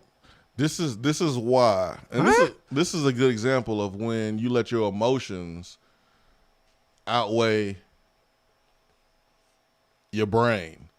You let the fact that you don't like Josh Heupel, for whatever reason, I don't know that reason. Because you left him. It may be something else. Who knows? Gabriel sounded like a scorned teenage girl when he was like, "These last 2 days have been the best days." Like the subtweeting, like he was hurt. He was hurt. Something happened. So, but you gotta be careful letting your displeasure for someone or your bias against someone make you sound ridiculous and your points not be clear. Like there's people that I'm not fond of, but y'all will never know it because I can get on here and say they did something good if they did something good, and I can say they did something bad and love it and be petty. Oh, you do. Yeah, we all do. But like, whether you dislike Heupel or not, man, you cannot ignore the fact that the dude put up some crazy numbers there. His offense was prolific. So, thanks for sharing that, though. Yeah, and I had one other note to contradict Dylan Gabriel. All right. He talked about the Georgia Tech game last year and criticized the game plan on offense going into that particular Georgia Tech game. Said I don't have his direct quote in front of me, but he said he felt uneasy with his pre-snap reads or whatever. In that Georgia Tech game that he is talking about, Swain, shut your ass up, Gabriel. He threw for a career-high 417 yards and 4 touchdowns. They put up over 600 yards of offense and beat Georgia Tech 49-21. Dylan Gabriel. Man, sit your ass down. What are you talking about? You didn't feel good about the offensive game plan? You threw for a career-best 417 yards. Heupel, I got you, man. You ain't got to respond publicly. I got you. You focusing on Pitt. I know you don't want to say anything publicly about your former player because it'll make you look bad. I get it. You got to just ignore him. But Heupel, I got you. I got you, Heupel. I'm going to be your anger translator. And I'm going to say what you really want to say, Heupel, which is, Man, sit your ass down. Dillon Gabriel doing too much. Now, last night, and we've had a couple of people point this out on the text box, LC Vol, the other McKee, Cade, last night on Tennessee Prime did point out that Pittsburgh or Bowling Green threw out a defensive alignment that they had not seen on film. Okay. Remember that? I do remember that. Yeah, I do remember that. And I had a DM about that. And also part of what Kay was saying was that, and this is something I had mentioned too, Bowling Green played 4 games last year. 5. And when you play a team the first game of the season, there's going to be some things that you haven't seen on film. This is why teams schedule boo-boo opponents first game of the season, because you can overcome that. So when we played Cal first game of the season, we were pretty lucky that Coach Cutt had saw some things that they did the year before as far as motions, and they did a poor job of shifting. They could have fixed that during the summer. They could have fixed that in the offseason. But we prepared for it based on what we seen from film the season before. It so happened to work, and I was wide open for the touchdown. But, I think people saw Gabriel's comments, and then they took, Cade's comment, and they just try to smash it together, and they're not the same. Tennessee staff adjusted in game. Yep. They adjusted in game, and that's what you do. Sometimes you play in a game, and we see it all the time. The first possession, it's like, yo, did we even practice this week? Offensively, you go down and you score first possession like it's easy. Well, that defense probably was caught off guard. They probably didn't see something on film that you just ran. So that's why they go back to the sideline. They make adjustments, and they come out, and then you're like, oh, man, now the offense can't score. It's called in-game adjustments. It's called doing something on film to give the defense something to work on, and then you do something totally different. It's why you run vanilla plays at the start of the season. So that way when you play that team, that good opponent the next week or the week before, you're throwing something at them that they haven't seen. That's the whole purpose of running vanilla plays. So, yeah, Cade's comments was Cade comments, but he was speaking to how they adjusted on the fly well, because they got something from Bowling Green's defense that they did not see on film. You can only prepare for something that you've seen on film. Right. And Cade pointed that out, that they just had not seen it from Bowling Green on film. So how do you prepare for something if you hadn't seen it on film? Exactly. And people Cade, reaching, man. Well, the people who were making these comments didn't point it out in a bad way. They just pointed out that they thought it was ironic that we spent yesterday morning talking about it. And then Cade kind of pointed out the same thing, and then both the other McKee and LC Vol complimented the coaching staff on making adjustments. The other McKee said, if anything, it sounded like Heupel is a great in-game adjustments, which is something we haven't had in a long time. That's also right. seems the defense adjusted in-game against Bowling Green. Sorry. You're right. Man. Let me fire talking about them DBs, man. I'm going to fire it up now. It's all good. So take a cold shower. Yeah, I mean, I don't think it's something to be alarmed of as of right now. They've shown that they can make in-game adjustments. I don't know why Dillon Gabriel is bitter, but he is. Oh, he bitter, man. Now, I still share the same concerns about Heupel's offense long-term that I expressed yesterday, and that is that if and when everybody figures out how to slow down Heupel's offense, can he make adjustments? Because we have seen these type of new-aged offenses, not that Heupel's the only run that runs tempo, but his is a little different than most. Heck, the players yesterday, Jerome Carvin and coaches and Tyler Barron were saying that they didn't run the tempo fast enough, is what the coaches were telling them after the game. Oh, I can't wait to see it faster. So can Heupel make adjustments and evolve in his offense, with his offense, when defenses start to figure him out. Gus Malzahn was not able to do so. There's other coaches that weren't able to do so. So I still have that curiosity, concern moving forward. He should, because at Missouri he didn't have the tempo that he ran at Central Florida. Which So, I guess should tell us that he will evolve, and he can make adjustments. that he can. Will, I don't know, but he has proven that he has. He has, and he can. Now, Willie, I don't know. So, like, I'm sorry. There's every defense, every offense has a weakness. Like, there's not a foolproof scheme. I'm sorry. There's not. Every scheme has weaknesses. I don't care if you go, a 5-2 defense. Well, you're vulnerable in the pass because you got everyone in the box. All right, you want to go cover 2? Cool. But now you're vulnerable in the middle. All right, you want to go cover 3? Awesome. Now you're vulnerable, giving up curls and comebacks, in the soft zone. Like, every defense, every offense has a weakness. It's the other team's job to exploit that weakness. And you do that by having good players, having an understanding of how to beat it, having smart players, and execution. So even Heupel's success offensively, he has weaknesses. What he has done a great job of covering those weaknesses up this whole entire time. But his offense has weaknesses. It does.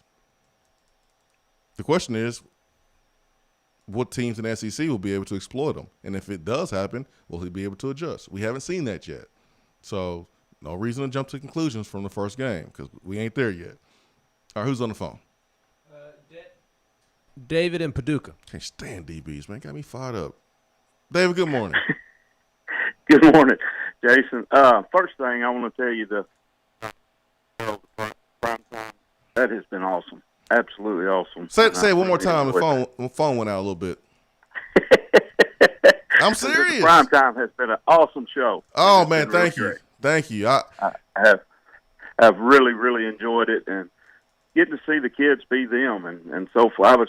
I was blown away by Tyler Barron last night. I really was. That was not anything I expected from him. So really enjoyed it. But what I called in for on this deal with Gabriel and his comments, I'm not going to say what the kid thinks, but it almost seems like somebody that's butthurt over losing something he didn't want to lose, and that being Heupel.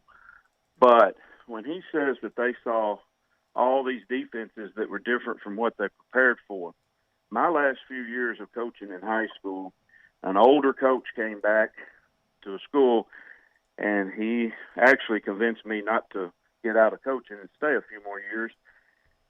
First meeting, he said, all right, get ready. He said, I'm bringing back the split back veer. He said, we're going to run it. Nobody knows what to do with it. And so we went 21, 22 personnel, those two backs that are about 2 yards off the ball and hit the line in about a half a second. And we're running split back veer. And nobody, that was at the beginning of the day of the spread offenses. And people didn't know what to do with it. And I say all that to say this. We tried to prepare the best we could every week and took whatever a team's base defense was and looked at what adjustments they were going to have to make. But rarely did anybody play the defense we saw the 2, 3, 4 weeks prior on film against us because our offense was different. Mm. And when you look at Heupel's and anybody that talks about it, the splits, his receivers going all the way to the sideline, the way they spread you out, they're giving you a different look than what the majority of the teams are giving you. And you got to make some kind of adjustments to that. You got to change something up to take up that space. Mm-hmm. And one of the things that I see with this offense that puts stress on the defense is they're almost making you pick your poison. Are you going to stop the running game and let those receivers have a lot of room out there to operate one-on-one a lot of times or whatever? Or are you going to back people off, take out a lot of that extra space that they're creating, and hope you can stop the running game with 4 or 5 in the box? Yep. But I wonder if that's not why he saw things different because teams were trying to change up their defense to match an offense that they didn't normally see. That's good stuff right there. Now, good stuff. I can tell you coach some ball, sir. That's for sure. I spent about 30 years on the sideline, so heck yeah, you can hear it. Well, it's just like my first years, 30 years ago. We had a schedule that had 3 teams that ran the veer out of the wishbone, and went to the winningest coach in the state, and who got this from Schnellenberger. You'll remember when they used to stop the wishbone down at Miami. Mm-hmm. He got a lot of this, which we simplified for high school kids a ton. But we had a defense that we just called bone defense. And it totally was different from anything we did any other time of the year against a normal offense. Yeah. And it had to be. You had no choice. Yep. So I just wonder how much of that is and how much you're going to see of that is going to be because this offense spreads things out different. And it forces you to change up your coverages. It forces you to play a little bit different defense to try to match up to it. And with that said, that makes what Cade May said last night. To me, that was very encouraging when he said, look, we saw some things we didn't know. And that's always first game. You're always going to see – you don't know what you're going to see in the first game. Exactly. But and especially a team with a new defensive coordinator. Yep. And if I'm not mistaken, Bowling Green had a new defensive coordinator. Mm-hmm. But in him saying, you know, we were able to make the adjustments, and we were able to do it without a lot of trouble, and our coaches saw what they were doing, and here's what we got to do. That's very encouraging. Yep. Very encouraging. So anyway, I'll get off here. Thank you for your show. I've been listening for over 2 years, and I think this is my first call. But I really appreciate your show, and I love your new show on Tuesday nights. Thank you, Jason. Thank you so much, David. Thank you so much for calling, breaking that ice, and you can call back anytime, man. Tennessee Prime, you know, like what makes it so special is like it's good for everyone involved. Mainly the players, because they get a chance to show off a different side of themselves when they decompress. And I want people to really hear a player's schedule from the moment they wake up to the moment they go to bed. And, like, I don't think people really realize how it is a full-time job, so to speak. And, you know, Cade has done a great job. He is seasoned, but Tyler's just a sophomore. His father, Patrick Abernathy, on the staff, you know, has prepared him to be a college athlete, and you can tell that he's mature. He's well spoken. He's humble. He's hungry. He has a purpose.